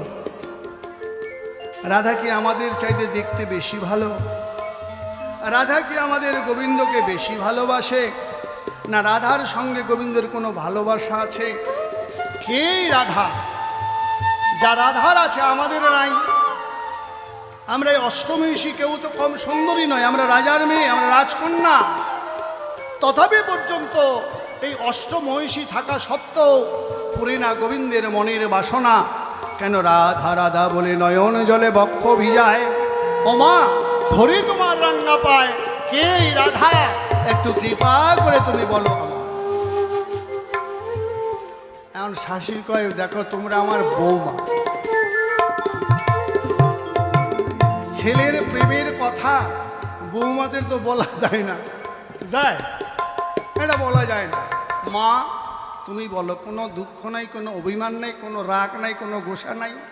আমরা জানতে চাই এই রাধাটা কে, তার প্রতি কিসের এত টান, বলো না মা। এখন রুক্মিণী জেদ ধরেছে, সত্যভামাও জেদ ধরেছে। বলছে, মা এ রাধার কথা, কৃষ্ণ কথা শুনতে গেলে এইরকম করে হবে না। খুব নির্জনে নিরিবিলি স্থানে কৃষ্ণ কথা, রাধা তত্ত্ব শুনতে হয়। তাহলে ঠিক আছে, সেই নির্জন জায়গায় চলো। বলে আজকে নয়, কালকে মধ্যাহ্নে সেবার পরে আছে আমাদের গুম ঘর। রানীরা গোসা করলে যেই গুম ঘরে থাকে, বা কোনো দস্যুকে ওই গুম ঘরে বন্দি করে রাখা হয়, সেই ঘরে দরজা বন্ধ করে দিয়ে আমরা রাধা তত্ত্ব কৃষ্ণ কথা আলোচনা করব। কথা হয়ে গেল। পরের দিন সেবার পরে ওই 8 জন বৌমা, 2টা শাশুড়ি রওনা দিল। এখন পিছন থেকে সুভদ্রা দেখে বেলায় মায়েরা আর বধূ তারা কোথায় যায়? ও বৌ দিদি, অমা, মা তোমরা কোথায় যাচ্ছ? ওই তুই বাড়ি যা, তোর আশা লাগবে না। না আমি যাবই। ছোট ননদ তো, আটটা বৌমার ননদ, সে তো আদরের কম নয়। এমন ধরলো বায়না, ওকে না নিয়ে আর পারে না। শেষে কয় ঠিক আছে চল, তোকে নিয়ে গেলে একটা কাজ হবে। নিয়ে গেল। 8 জন বৌমা শাশুড়িগুলো ঘরের ভিতরে ঢুকে দরজা বন্ধ করলো। আর শোন, তুই এই দরজায় পাহারা দিবি, গেটম্যান এখানে পাহারা দিবি। যদি কেউ আসে একটু ইঙ্গিত দিবি, সঙ্গে সঙ্গে রাধা কথা কৃষ্ণ কথা আমরা বন্ধ করে দেব। এইভাবে সুভদ্রা দাঁড়ালো, আর ভিতরে রাধা তত্ত্ব কৃষ্ণ কথা আরম্ভ হলো। সুভদ্রা দরজার পাশে পাশে দাঁড়িয়ে দাঁড়িয়ে শুনছে। হ্যাঁ, এমন সময়ে কানাই বলাই ওই নগরে ভ্রমণ করিতে করিতে ওই 2 ভাই চলে গেল। দেখো ওই গুম ঘরের দিকে, দেখে গুম ঘরের দরজায় বোন আছে খাড়া। বোনকে অভিমানে করেছে না কি হয়েছে, চলো দাদা। ওই দেখ বোন ওই গুম ঘরের দরজায় আছে খাড়া। অমনি কানাই বলাই 2 ভাই সুভদ্রার কাছে গেল। ও বোন সুভদ্রা, তুই এখানে কেন? কি হয়েছে বোন? বলে দাদা চুপ কর, কথা বলিস না। কেন রে, কথা বলবো না কেন, বল না। বলি না তোদেরকে বলা যাবে না, তোরা যা তো। আরে যাবো, তুই এখানে দাঁড়িয়ে আছিস, কি হয়েছে বলবি না? বলে না দাদা বলা যাবে না। বলে বোন বল না, বোন বল না। এই যে 2 ভাই 2 দিক থেকে বোনকে আদর করতে করতে বলে, দাদা মা আর বড় মা তারা আর বধূ মা তারা আছে ঘরের ভিতরে। দরজা দিয়েছে, আমাকে দিয়েছে পাহারা। কেন বোন? ওই বৃন্দাবনের অপ্রাকৃত যে তোমার নীলা প্রেম রাধা তত্ত্ব হচ্ছে ঘরের ভিতরে আলোচনা। বোন বলিস কি? রাধা তত্ত্ব আলোচনা হচ্ছে? কতদিন সেই রাধার কথা আমি শুনিনি, বৃন্দাবনের কথা শুনিনি। বোনেরে একটু শুনতে দে না। বলে না দাদা, তোমাদের এখানে থাকতে দেওয়া যাবে না, মা করেছে মানা। বোন সারা জনম তো দাদারা বোনদের দিয়ে যায়, কোনোদিন কোনো কিছু চায় না। ও বোন, আজকে একটু বৃন্দাবনের কথা রাধার কথা শুনবো, একটু শুনতে দিবি না? নিরুপায় হয়ে সুভদ্রা বলল, দাদা কোনো কথা বলতে পারবে না। দাঁড়া, আয় আমার কাছে। বামেতে কানাই, মধ্যে সুভদ্রা, ডানেতে বলাই দাঁড়ালো। ঘরের ভিতরে রাধা তত্ত্ব কৃষ্ণ কথা আরম্ভ হলো। জয় জয় রাধা গোবিন্দ প্রেমানন্দে হরিবল হরিবল। এই মধুময়ী রাধা তত্ত্ব কৃষ্ণ কথা শ্রবণ করিতে করিতে আজ কানাই বলাই আর সুভদ্রা যেন ওই নামে বিভোর হয়ে অঙ্গ যাচ্ছে খসে খসে। কি ভাবের আলোচনা হচ্ছে? এই যে আমরা পদাবলী কীর্তন শুনি না মা? এই পদাবলীর কীর্তনের জন্ম এখান থেকে। হ্যাঁ, কৃষ্ণের জন্ম নীলা, বাল্য নীলা, গোষ্ঠ নীলা, যৌবন নীলাই এসে মানভঞ্জনা পালা, কত নীলা করছে আলোচনা। আরে শুনিতে শুনিতে কানাই বলাই সুভদ্রা তাদের অঙ্গ গলে যাচ্ছে কিনা, গলিতে গলিতে আকৃতি বিকৃতি কেমন হইয়া গেছে।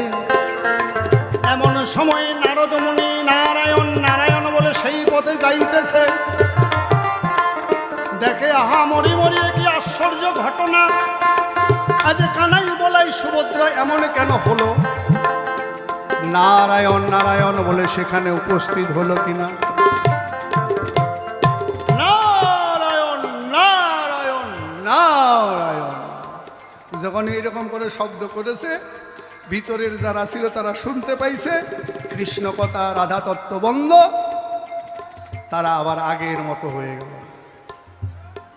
প্রভু কি হেরিলাম, এরূপ আবার করতে চাই দর্শন বলে হবে না। আগত কলিযুগে আমি এই রূপে যাব, আমার নাম হবে জগন্নাথ। সাথে কানাই বলাই, এই যে আমরা সুভদ্রা 3 ভাই বোন, এই রূপে কলিযুগে আমাদের পূজা হবে তোমাদের জানাই। তাই ওই ঘটনাটা ঘটেছিল কাঠমিস্ত্রি, এটা উপলক্ষ, এটা পরের ঘটনা, কিন্তু আগে ঘটনাটা হয়ে গেছে, তাই এই রূপে তারা জগতে পূজা পাচ্ছে, তাই না মা? এই তো তোমার জিজ্ঞাসা ছিল, রাখলাম না গোপন, তোমার যাহা জিজ্ঞাসা ছিল করলাম উত্থাপন।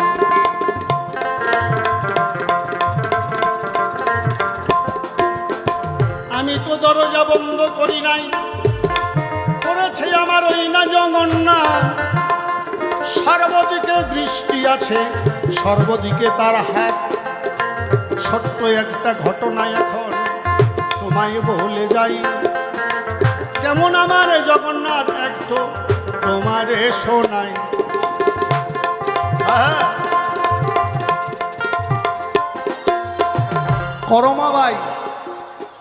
করমাবাই নামে এক বুড়ি ভিক্ষা করে খায়।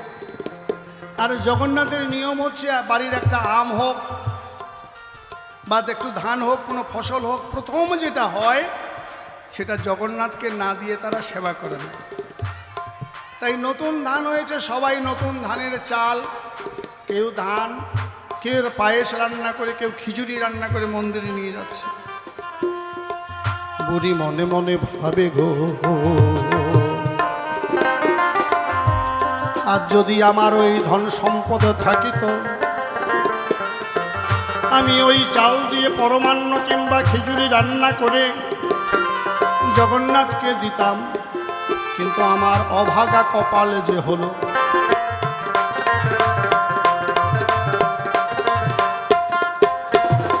স্বামী গেছে আমায় বাল্যকালে বিধবা করে ইহ জগতে থেকে চলে, পুত্র কন্যা সৃষ্টি হয় না এই জগতের ভিতরে। তাতে কি হয়েছে? আমি সবার বাড়ি ভিক্ষা করে যাহা ওগো পাবো, তাই জগন্নাথের জন্য ভোগ রান্না করে আমি নিয়ে যাব।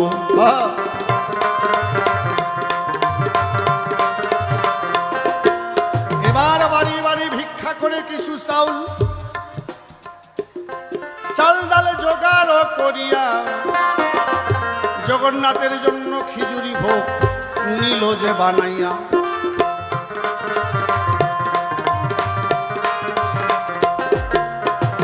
পুরীধামের নিয়ম, কোনো ভোগ নিয়ে গেলে তারা মাটির হাঁড়িতে করে নিয়ে যায়, মাটির হাঁড়িতে ভোগ রান্না করে ঢেলে নিয়ে উপরে একটা কলা পাতা চাপা দিয়া মাথায় প্রসাদ নিল, জয় জগন্নাথ জগবন্ধু বলে মন্দিরে চলিল। জয় জয় জগন্নাথ প্রেমানন্দ হরিবার। এমন সময় এমন পশ্চিমা বাতাস জোরে জোরে বেগে বেগে বয়, ওই বুড়ির কলা পাতা যেন উড়ে উড়ে যায়।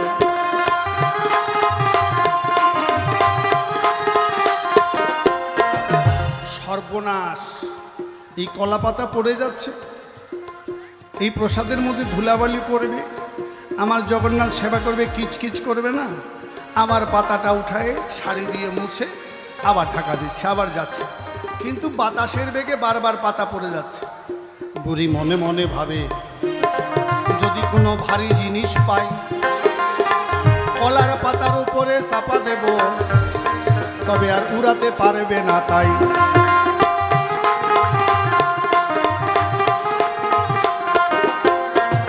এদিকে সেদিকে লক্ষ্য করে কোনো ভারী জিনিস পাই না।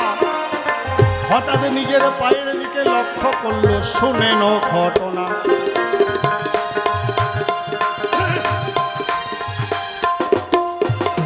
আগের দিনের ঘটনা, আগের দিনের মানুষ কিন্তু পরতো না জুতা, কি পরতো? খড়ম, কাঠের, ওগুলো তো ভারী ভারী, তাই না? অমনি পায়ের পাদুকা দুখানা খুলিয়া ভোগের উপরে দিল, জগন্নাথ জয় জগবন্ধু বলে মন্দিরে চলিল।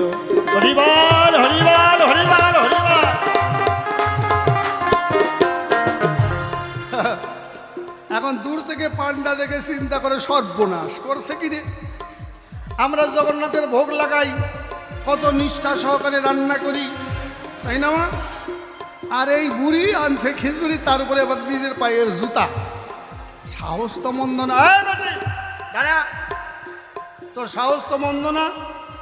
তুই ভোগের উপরে তোর পায়ের জুতা রেখেছিস, পাদুকা রেখেছিস, বেরো, তোর এই ভোগ নিবেদন করা যাবে না। তখন বুড়ির জ্ঞান হলো, যাবে পায়ের জুতা খুলে দিছি। এতক্ষণ তার জ্ঞানই নাই। জগন্নাথকে প্রসাদ খাওয়াবে, আনন্দে আত্মহারা। বুড়ি বলছে, বাবা আমি তো জানি না, আমি বড় আশা করে এনেছি, তোমরা একটু ভোগটা নিবেদন করে দাও না। বলে না, এ ভোগ নিবেদন করা যায় না। বারবার যখন বলে, ওই পান্ডাগণ ক্রোধান্বিত হলো, বুড়ির হাত ধরে মন্দির থেকে বাহির কইরা দিল।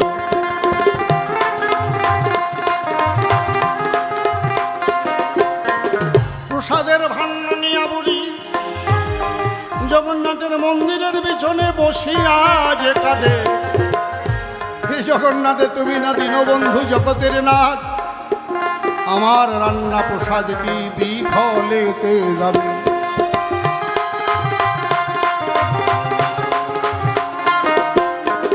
দিন গেল, রাত হলো, সন্ধ্যা আন্নিকে সারিয়া যে যার মতো পূজা দিয়া মন্দির বন্ধ করে গেল যে চলিয়া। কিন্তু বুড়ি বসে আছে মন্দিরের পিছনে, কাঁদে জগন্নাথ জগন্নাথ বলে। ভগবান সকল কিছু সইতে পারে, কিন্তু শুদ্ধ ভক্তের নয়নের জল সহিতে গো নারে।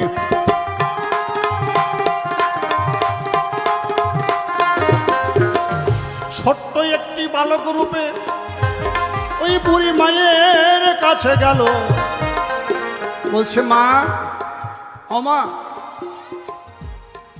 তোমার কাছে কিছু খাবার আছে মা? আমার বড্ড খিদে পেয়েছে। জানো মা, আজ সারাদিন কিচ্ছু খাইনি গো মা, আমার খাওয়া জোটেনি, আমাকে একটু কিছু খেতে দাও না মা। বুড়িমা বলছে, আছে বাবা, কিন্তু এটা আমি জগন্নাথের জন্য এনেছি, এটা তো নিবেদন হয়নি, তোমাকে কি করে দেই বলো? জগন্নাথ বলছে, মা, আমার জীবন চলে যাচ্ছে, আর তুমি জগন্নাথকে দেবে, তারপরে প্রসাদ দেবে? আগে কারো জীবন রক্ষা করাটা ধর্ম, না মন্দিরের ঠাকুরকে খাওয়ানো ধর্ম? দাও মা, দাও। বুড়ি মনে মনে ভাবে, নাই বা খাক কাষ্টের জগন্নাথ, এই বালককে আজ আমি জগন্নাথ ভাবিয়া নয়ন জলে তারে চরণ দুখানা দেব যে ধুয়াইয়া। হরিবাল হরিবাল হরিবাল। নয়ন বাড়ি দিয়ে ওই বালকে চরণ ধুয়ালো, জগন্নাথ জ্ঞানে কর জোরে ষষ্ঠাঙ্গে প্রণাম করিল।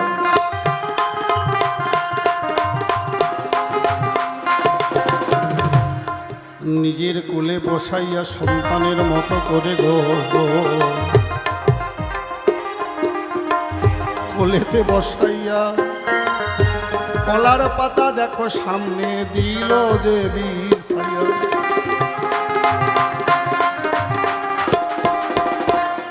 ওই খিচুড়ি প্রসাদ পাতাতে যখন ঢালিয়া যে দিল,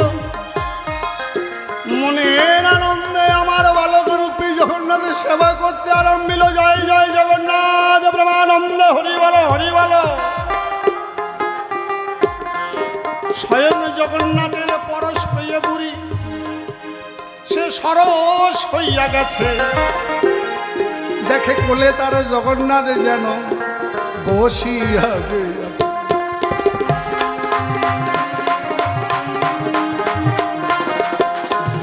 হে প্রভু, এই তোমার ছলনা, এই তোমার নীলা। বলে, মা, তুমিও তো সেবা করো নাই গো মা। জগন্নাথ একবার বদনে তুলে দেয়, বুড়ি আবার জগন্নাথকে তুলে দেয়। জগন্নাথ বলে, বলো মা, কি বা আশা তাই? বুড়ি বলে, আমি যেন তোমার চরণে জন্ম জন্মান্তরে আশ্রয় পাই। সেদিন হরি জগন্নাথের কৃপা ভক্তির বলে পেল, জগন্নাথ হাত পা না থাকলে বুড়ির কাছে কেমন কইরা গেল। এই তো তোমার জিজ্ঞাসা ছিল, রাখলাম না গোপন, যাহা ছিল জানাই আমার করলাম উত্থাপন। প্রথমবারে আরই কেন বেশি বলতে যাব, বেশি বেশি বলে কেন দোষী বটে হব। রোষারোষি করিতে যাব না, এইখানে ছেড়ে দিলাম আমার আলোচনা। থাকে তবে বেশি বলে নিষ্প্রয়োজন, আমার মতো ভাব আমি করি সম্বরণ।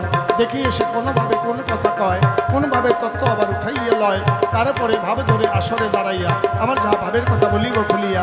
অনেকভাবে বলতে গিয়ে অনেক হলো ভুলগুলো করে নেবেন চরণপূজার ভুল। আমি অতি মোরমতে কিছুই তো নয় জানা, সাধ্যৌতি তত্ত্বকথা করবো আলোচনা। এইখানে আমার পালা করে দিলাম শেষ, লক্ষ্য হীরা করিবে প্রবেশ। এইখানেতে ভাব মিলাইয়া ভাবে সাঙ্গ করি। জয় জয় জগন্নাথ প্রেমানন্দ বলুন হরি হরি বিদায় গৌর হরিবল হরিবল হরিবল হরিবল হরিবল হরি হরিবল। তাহলে জগন্নাথটাকে আমার ভগবান শ্রীকৃষ্ণ জি। প্রশ্নমালা শেষ, আসছে আবার লক্ষ্য হীরা। জয় গুরু। খুব সুন্দর আলোচনা করেছে। যাহা জিজ্ঞাসা করেছিলাম জবাব পেলাম, জবাবের কোনো অভাব নাই। মনে মনে ভেবেছিলাম যে হয়তো আমাকেও জিজ্ঞাসা করবে, কিন্তু যাই হোক জিজ্ঞাসা করে নাই। তো আমি যেহেতু আমার কাছে জিজ্ঞাসা করেনি, একটি গান করে তারপর আমি আবার কিছু কথা তার কাছে চাপিয়ে দিতে চাই। মানে চাপানটা যদি বেগুন গাছের মধ্যে সেরকমভাবে না দেওয়া যায়, তাহলে বেগুনের কি ফলন হবে বলেন তো? গাছের বেগুন হবে কি? হবে না। তাহলে চাপানটা যেমনভাবে দেওয়া যাবে, গাছ থেকে বেগুনটাও সেরকমই পাওয়া যাবে। শোনো শোনো গো পান্ডা, আমি তোমারে জানাই, তোমার কাছে আরো কিছু তত্ত্ব জানিবারে চাও।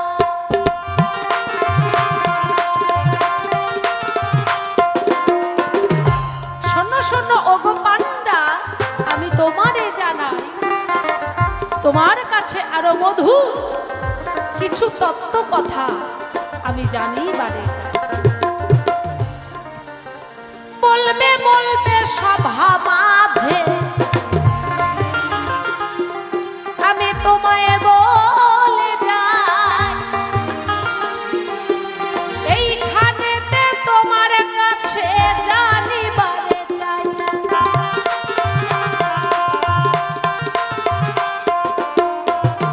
আমরা সকলেই জানি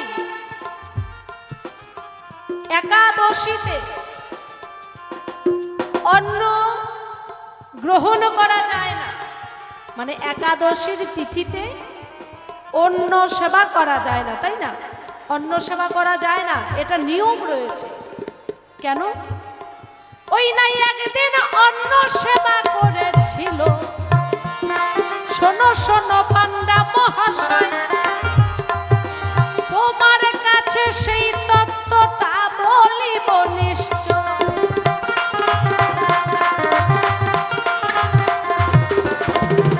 সেও কিন্তু পাপ পায়নি, বলে পাপ নাকি পাপ কেউ ছাড়ে না। আর অন্যের মধ্যে একাদশীর তিথিতে, একাদশীতে অন্যের মধ্যে পাপ প্রবেশ করে, সেই কারণেই পাপ অন্ন গ্রহণ করা যায় না। আমরা সকলেই একাদশী করি। ভুল করেছিল কে? সে কৃষ্ণের পিতা নন্দ রাজা। ওই না দেখো দেখো নন্দ রাজা, নন্দ ঘোষ কি করিল তাই, একাদশী পালন করিয়া সে কিন্তু যা।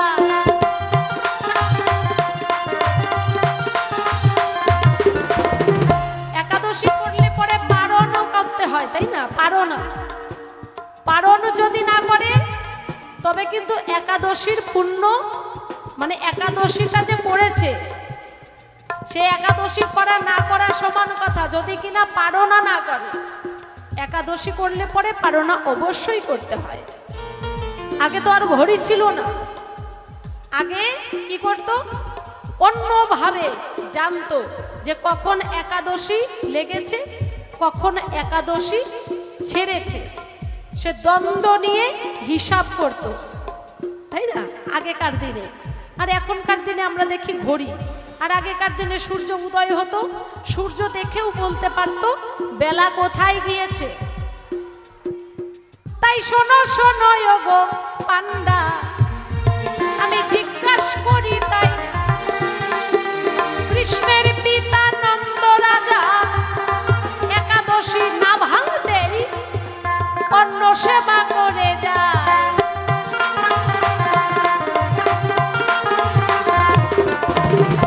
মানে পারনা করে ফেলেছে, যে সময়ের মধ্যে পারনা করতে হবে তার আগেই একাদশী ছিল, না বুঝে বেলাটা কোথায় যে গিয়েছে, কয়টা যে বাজে বুঝতে পারে নাই, ভুল করে পারনা আসার আগেই একাদশীর সময়ের মধ্যেই, একাদশী ছাড়েনি তখনই অন্ন সেবা করেছে।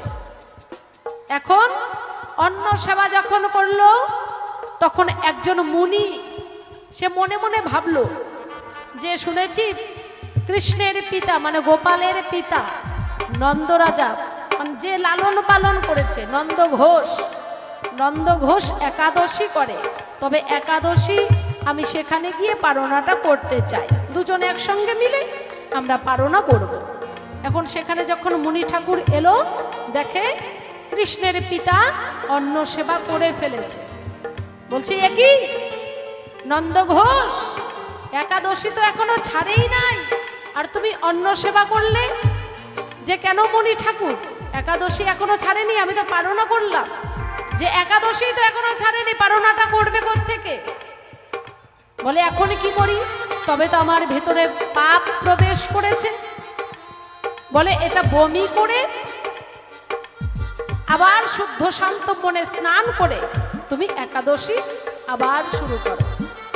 এই কথা যখন মুনি ঠাকুর বলিল যে তাই, নন্দ রাজা মাটির মধ্যে বমি করতে যায়।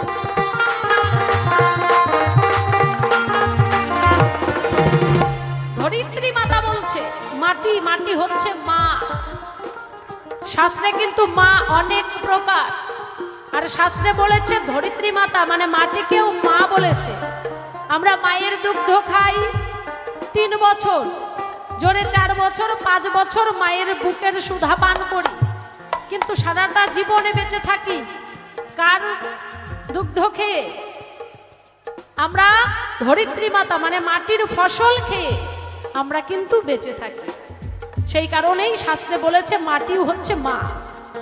এখন মাটির বুকে যখন বমি করতে গেল, মাটি বলছে, ভূমি মাতা বলছে আমি এই পাপ অন্ন গ্রহণ করতে পারবো না।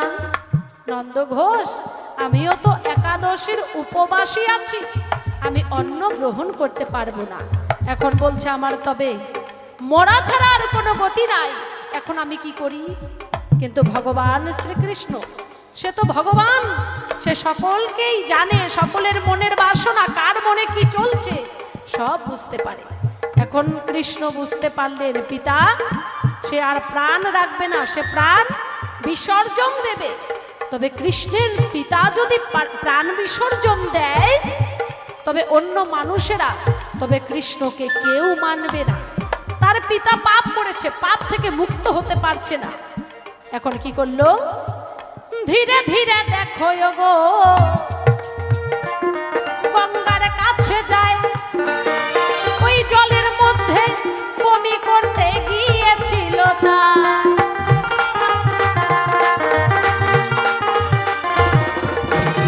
নন্দরাজা জলের মধ্যে যখন বমি করতে গেল, গঙ্গা মা বলছে সারাটা জীবন মানুষের পাপ তাপ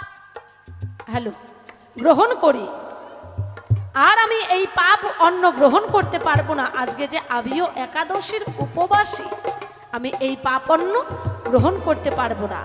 এখন ভগবান শ্রীকৃষ্ণ কি করলেন, দৌড়ে গিয়ে গঙ্গাকে বলছে, গঙ্গা তুই পাপন্য গ্রহণ করবি না, তবে যে আমার পিতা প্রাণ বিসর্জন দেবে, আমার পিতা প্রাণ বিসর্জন দেবে, এটা তুই চোখের সামনে এটা ঘটবে, তুই এটা দেখবি। সঙ্গে সঙ্গে একটা মকর মাছ গঙ্গার থেকে উঠে বলছে, আমি এই পাপন্য গ্রহণ করতে পারি, কিন্তু কৃষ্ণ তোমার কথা দিতে হবে যে আমি যা চাইবো তুমি আমাকে তাই দেবে। কৃষ্ণ কথা দিল, আমি ভগবান হয়ে আমি তোমাকে কথা দিলাম, তোমার মনের বাসনা আমি পূর্ণ করব। বলো তুমি কি চাও? যে আমি তোমার পিতার পাপন্য গ্রহণ করব। যখন পাপন্য গ্রহণ করব তখন আমার এই দেহ ছেড়ে, খাঁচা ছেড়ে প্রাণ পাখিটা চলে যাবে। এই খাঁচাটাকে যদি তুমি তোমার বাঁশির মধ্যে রাখতে পারো তবেই তোমার পিতার পাপন্য আমি গ্রহণ করব। এই কথা তুমি আমার ধরো। সঙ্গে সঙ্গে কথা দিল কৃষ্ণ, দেখো তাই ওগো মকর মাছ তোমাকে কথা দিলাম তোমারে জানা।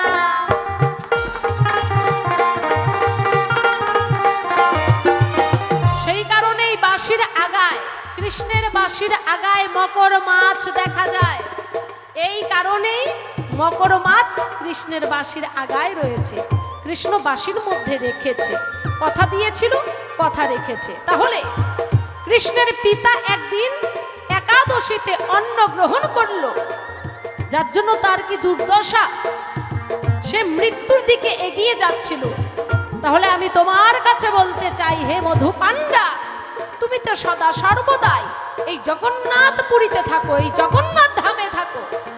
আমি তোমার কাছে জানতে চাই, একটু বলো খুলে, একাদশীতে অন্ন গ্রহণ করা যায় না, কিন্তু জগন্নাথ পুরীতে একাদশীতে অন্ন সেবা হচ্ছে, অন্ন দিয়ে ভোগ লাগানো হচ্ছে, তবুও কি ওই আউশ ধানের চাল আর মাসকলাইয়ের ডাল এই দিয়ে ভোগ হয়। বলো বলো বলো ওগো, আমি জানতে চাই, আউশ ধানের চাল মাসকলাইয়ের ডাল এটা নাকি ভোগ? সেই কথাটা জিজ্ঞাসা জানাই।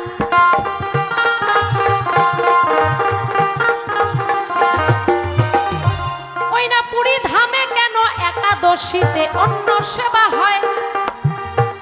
সেই কথাটা বলবে ওগো সব হাতে নিশ্চয়। এইখানেতে একটা কথা রইল জিজ্ঞাসন, সুন্দরভাবে জবাব দেবে মনেরই মতন, সুন্দরভাবে জবাব দেবে, মন্দ বলবে না। সকলে শুনে জুড়াবে মনের কৃতাব জ্বালা। আমি বলি কিনা গো, মাছরাঙা তোর নিশান বড় গো, মাছরাঙা তোর নিশান বড় গো। তোমার কাছে সুন্দরভাবে জিজ্ঞাসা রইল, একাদশীতে অন্ন সেবা করা যায় না, তাহলে জগন্নাথ দেবেরও ভোগ দেয়, আবার ভক্তরাও সেবা করে, কিসের কারণ, কিভাবে এটা হয়? তোমার কাছে আমার রইল জিজ্ঞাসন, তবে কি তাদের পাপ হয় না? সুন্দরভাবে বলিবে সেই কারণ। সময় হয়তো বেশি নাই, সেই কারণে আসরটা ছেড়ে যায়। দেখি কি কথা কয়, সেইভাবে হবে তরজার লড়াই।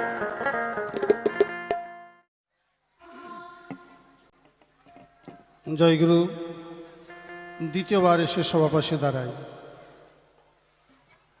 জগন্নাথে কেন একাদশী নাই, তাই না? একাদশী মানে কি মা? একাদশীতে একটা শব্দার্থ আছে নাকি? জানে কি একাদশী মানে কি? এক আদর্শী তাকে বলা হয় একাদশী। তা আমরা তো নানান দর্শী না?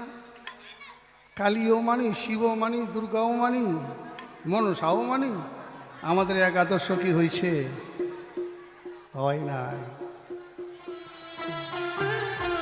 আর যার আত্মরক্ষা হয়ে গেছে, তার কোনো একাদশী নাই। বোঝা গেল? এই একাদশীটা করতে বলেছে। এবার কেন হয় না, তার আছে একটা ছোট্ট ঘটনা। স্বয়ং ব্রহ্মা পুরী ধামে আসে, সেদিন ছিল একাদশীর দিন। তার মনে বড় স্বাদ, আমি পাবো জগন্নাথের প্রসাদ। এই প্রসাদ পাবার লোভে ব্রহ্মা স্বয়ং নিজে এসেছিল পুরী ধামে। এখন একাদশীর দিনে তো আর রান্না হয় না, তাই না? আগে আর রান্না হতো না। তা ব্রহ্মা একাদশীর দিনে এসে মানে প্রসাদ পায় না, বড় ক্ষুধার্থ। এমন সময় ভোলানাথ কুকুর সেজে যে পাতাগুলো ফেলে দিয়েছে প্রসাদের, সেগুলো চেটে চেটে খাচ্ছে। চিন্তা করলো, এই মহাপ্রসাদ, ভক্তরা যখন প্রসাদ পায়, একটা হচ্ছে প্রসাদ, তাই না? কোনটা প্রসাদ? ঠাকুর মন্দিরে দিয়েছি প্রসাদ। যখন সেই প্রসাদ ভক্তরা খাবে, সেটা হচ্ছে মহাপ্রসাদ। আবার কোনো ভক্তের কাছ থেকে যদি নিতে পারে, সেটা মহাপ্রসাদ। পরশ মাত্র যাহা আস্বাদ তাহা হলো প্রসাদ। এক গামলা খাইলে যে প্রসাদ তা নয়। পরশ মাত্র যাহা আস্বাদ তাহা হলো প্রসাদ। যা খেলে হয় পায়খানা, ওইটা প্রসাদ না। হ্যাঁ, প্রসাদ তো আমরা খাই, পেট উষা করে খিচুড়ি খেয়ে গেলাম, চলে গেলাম, এটা প্রসাদ হলো না। পরশ মাত্র আস্বাদ। গুরুর চরণামৃত যখন নেই, মন্দিরে যখন চরণামৃত নেই, আমাকে কি গিলাস বেরিয়ে দেয় নাকি? একটু কষাকষি থেকে কোনো রকম এক ফোঁটা দুই ফোঁটা হাতে দেয়, মানে যা বদনে দিয়ে ওই জিহ্বার মধ্যেই মিশে যাবে, এ থেকে নিচে না নামে, সেটাই হলো প্রসাদ। তো ব্রহ্মা ভক্তিযুক্ত মনে ওই কুকুরের কাছে বলছে, প্রভু সর্বঘটে আছেন কৃষ্ণ, কোনো ঘটে নহে খালি, কোনো ঘটে বিকশিত, কোনো ঘটে কলি, তোমার মধ্যেও তো প্রভু বিরাজিত, তোমার একটু প্রসাদ আমি পাই, ওইখান থেকে একটু প্রসাদ খাই। তাই দেখে স্বয়ং জগন্নাথ করে ঘোষণা, আজ থেকে আর এখানে কোনোদিন অন্ন বন্ধ হবে না। তাই কি করলেন না, সেদিন থেকে ঘোষণা হয়ে গেল এখানে কোনো একাদশী নেই। একাদশীকে উল্টা করে ঝুলিয়ে রাখা হলো মন্দিরের পিছনে। যারা গেছেন তারা দেখেছেন। এই জন্য জগন্নাথে কোনো একাদশী নেই। সেখানে হচ্ছে ঠাকুর দর্শন আর প্রসাদ গ্রহণ। জগন্নাথে হচ্ছে ঠাকুর দর্শন, প্রসাদ গ্রহণ। সেখানে প্রসাদ শ্রেষ্ঠ। আমাদের নবদ্বীপে হচ্ছে নাম শ্রেষ্ঠ, তাই না? সেখানে হচ্ছে প্রসাদ শ্রেষ্ঠ। সেখানে এই জন্য করলো মানা, সেখানে আর একাদশী নেই, প্রসাদ প্রতিদিনই পাবেন, অসুবিধা নেই। যদি কেউ একাদশী পালন করতে না পারেন, আপনার কষ্ট হয়, একাদশীর দিনে জগন্নাথ ধামে গিয়ে প্রসাদ পেলে তার সারা জীবন আর একাদশী না করলেও হয়। একটা ব্যাপার আছে, কিন্তু ওই রকম একটা দিন মিলাই যেতে হবে যেন আমি একাদশীর দিন সেখানে প্রসাদ পাই। এটা প্রভু নিজে ঘোষণা করেছেন। এবার তাই বলে কি একাদশী করবেন না? করবেন, যারা পারবেন করবেন, যারা পারবেন না অন্তত 4টা একাদশী অবশ্যই করবেন। 4টা করতেই হবে। কি? প্রথম হচ্ছে তোমার সায়ন একাদশী, তারপরে পার্শ্ব, তারপরে উত্থান, তারপরে হচ্ছে ভৈমী বা ভীম একাদশী। এই 4টা একাদশী গৃহস্থ মানুষের জীবনে প্রযোজ্য, করতেই হবে। আর বাকি একাদশীর দিনে না পারলে নিরামিষ খাবেন। সহজ বুদ্ধি। 2টা ব্রত কি? রামনবমী, কৃষ্ণের জন্মাষ্টমী। আর কি? যেটা হচ্ছে দুর্গা অষ্টমী। এইরকম করে কিছু আমাদের গৃহস্থ জীবনে ব্রত আছে, সেগুলো করলেও সব কিছু পূর্ণ হয়। তাহলে গেল। এখন আউশের চাল মাসকালাই ডাল কেন জগন্নাথের ভোগ হলো, তাই না? বাহ বাবা। ওমা, ঋষি বিশ্বামিত্র কথা আপনারা শুনেছেন? এই ঋষি বিশ্বামিত্র ছিল রাজা, তার নাম ছিল বিশ্বজিৎ। এই বিশ্বজিৎ রাজা 1000 সৈন্য নিয়ে শিকার করতে যায়। এখন বনের মধ্যে শিকার করতে গিয়ে রাস্তা হারায় পালায়। মানে ভিতরে চলে গেছে। এখন কোন দিক যে রাস্তা আর খুঁজে পায় না। জঙ্গলে ঘুরতে সন্ধ্যা হয়ে গেছে। এখন এত লোকজন নিয়ে জঙ্গলের মধ্যে কখন কোন জঙ্গলের পশু আক্রমণ করবে সেই ভয়ে রাজা বলল, তোমরা একটা কাজ করো, এই বন থেকে লক্ষ্য করো কোনো দিকে আলো দেখা যায় কিনা, যেখানে আলো দেখা যাবে নিশ্চয়ই সেখানে মানুষ বাস করে। তো অনেক দূরে একটা টিপটিপ করে বাতি জ্বলে দেখা যায়, ওই আলোটা লক্ষ্য করে পৌঁছালো সেই জায়গায়। যখন সেই জায়গায় পৌঁছালো দেখে ওটা ঋষি বৈশিষ্ট্যর আশ্রম। ঋষি বৈশিষ্ট্যকে প্রণাম করে রাজা বলল, হে ঋষি, আমি 1000 সৈন্য নিয়ে আজ বনে এসেছি শিকারে, কিন্তু অন্ধকারে পথ ভুলে গেছি, তাই রাত্রিটা আপনার কাছে আমরা থাকতে চাই, আপনার আশ্রমে আজকে একটু আশ্রয় দেন। ঋষি বলল, কোনো অসুবিধা নেই, কিন্তু বাবা আমি তো সাধু মানুষ, তোমরা রাজা, তোমার সৈন্য সামন্ত, তা তোমাদের সেই রকম আমি সুখে রাখতে পারবো না, যতটুক পারি তোমাদের আমি আশ্রমে ঠাঁই দিচ্ছি। রাখা হলো। ওমা, আপনার বাড়িতে রাত্রেবেলায় কেউ যদি রাত্রি যাপন করে, অন্তত 1 গ্লাস জল, একটা বাতাসা দিলেও তো দিতে হবে নাকি? না খাইয়ে তো রাখানো যায় না। তাই ঋষি মনে মনে ভাবে, একটা দুইটা মানুষ না, এত মানুষ, ফলও যদি দেই এত ফল কোথায় পাই, তাই না? মহা সমস্যায় পড়ে গেল। তো ওই ঋষির আশ্রমে সুরভি গাবি, যাকে কামধেনু বলে, সেটা ছিল। গিয়ে বলল, গোমাতার ঠাই, ওমা সুরভি, তুমি যে সকলে কিছু দিতে পারো, আজ তোমার আশ্রমে ভক্তরা এসেছে মা, সকলের জন্য একটু দুধ দাও না মা, সবাইকে একটু দুধ সেবা দেই। ওই সুরভি গাবি থেকে গ্লাসে ভরে ভরে দুধ বের হচ্ছে, আর ঋষি তার শিষ্যদের নিয়ে সবাইকে সেবা দিচ্ছে। এবার দুধ খাওয়ার পরে রাজা মনে মনে ভাবে, তাই জীবনে অনেক দুধ খেয়েছি, কিন্তু এমন দুগ্ধ কোনো দিন খাই না। এই দুধ খাচ্ছি না পরমান্ন খাচ্ছি না কি খাচ্ছি, এত সুস্বাদু। তাছাড়া এই ঋষির কত আছে গাই, যে এত মানুষকে দুধ দিল কি মা? 1000 লোককে 1 গ্লাস করে দুধ দিলে তার একটু দুধ লাগবে না, তাহলে অনেক গাভীর দরকার। রাজা জিজ্ঞাসা করে, ঋষির ধারে এত দুগ্ধ জোগাড় করলেন কি করে? বলে, আমার কি সাধ্য আছে? আছে একটা আমার গোমাতা, যার নাম সুরভি বা কামধেনু, তার কাছে যাহা চাওয়া যায় তাই পাওয়া যায়। বলে, তাই? রাজা মনে মনে ভাবলো, তাই রাত্রিটা পোহা। রাত্রি সকাল হলে রাজা বলে, ওই ঋষির ধারে, রাজা বলে ঋষির ধারে, হে ঋষি, আপনি তো জানেন কাউকে সেবা দিলে সেবা দক্ষিণা দিতে হয়। বলে, জানি তো বাবা, আমাদের এখানে ঠিক আছে, আউট। তাহলে বনের ফলমূল যা আছে তাই দেবো? বলে, না, ওগুলো নেব না, ওই গাইটা দেন। চাইয়ে দান নিচ্ছে, কয়টা দেওয়া যাবে না? বলে, কেন? বলে, এই গাবিটা আমার দানের জিনিস, এটা সমুদ্র মন্থন থেকে উঠেছে, 7টা ঋষির কাছে এটা 12 বছর করে থাকে। আমার কাছে 12 বছর পূর্ণ হলে আরেকজনের কাছে যাবে, আরেকজনের কাছে 12 বছর পূর্ণ হলে আরেকজনের কাছে যাবে, এটা তো দেওয়া যাবে না। বলে, আমি রাজা, আপনি আমাকে মানেন না, আমার রাজ্যে বসবাস করেন, এই জঙ্গলে বাস করেন, এই যে আশেপাশে আছে যত এলাকা, এটা তো আমার। রাজাজ্ঞা পালন না করলে তাকে রাজদ্রোহী বলা হয়। দেবেন কি না? বলে, সম্ভব না। এই সম্ভব না। সৈন্যগণ, তোমরা আমার কথা নাও, ওই ঋষিকে বন্দি করো, আর গাবিটার গলায় দড়ি লাগাও, নিয়ে চলো, দেখি বেটা কি করে। সৈন্যরা আদেশ পেল, গোমাতার গলায় দড়ি লাগালো, আর ঋষিকে বাঁধতে তুলো।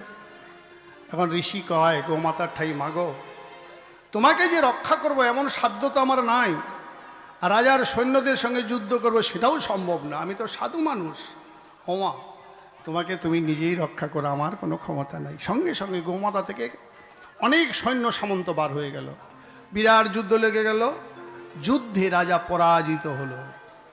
পরাজিত হলে পরে রাজা বিশ্বজিৎ লজ্জা পেল, ছি, আর সাধুর কাছে আমি পরাজিত হয়ে গেলাম একজন রাজা হয়ে, আর আমি রাজা হয়ে থাকতে চাই না।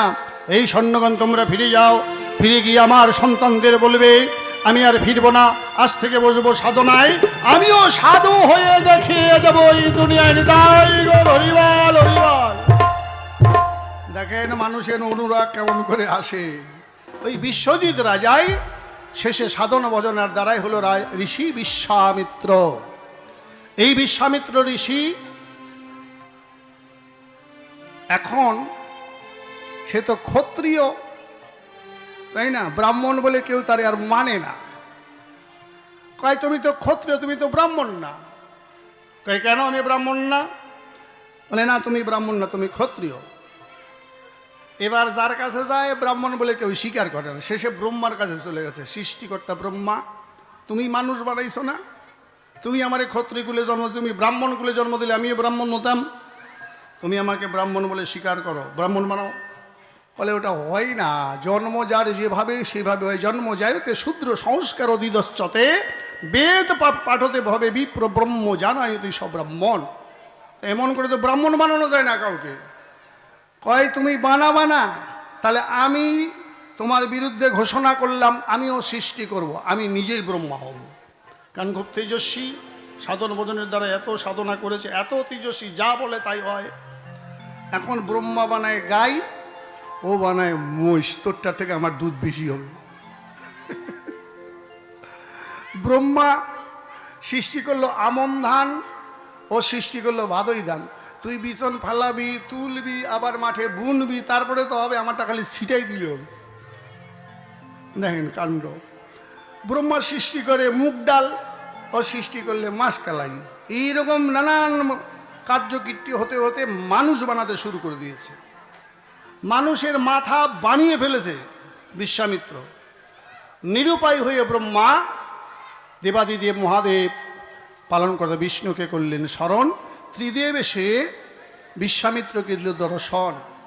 এখন ত্রিদেব কয়, হে ঋষি, তুমি একজন সাধু, তোমার তো এগুলো স্বভাব নয়।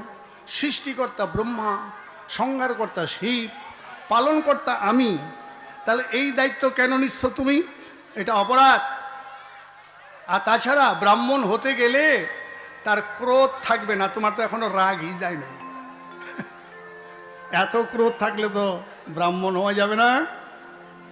সঙ্গে সঙ্গে বুঝলো সাধু মানুষ, প্রণাম করলো চরণে, বলছে প্রভু, তাহলে এই মাথা যে বানাই ফেলাইলাম মানুষের, এটা কি হবে?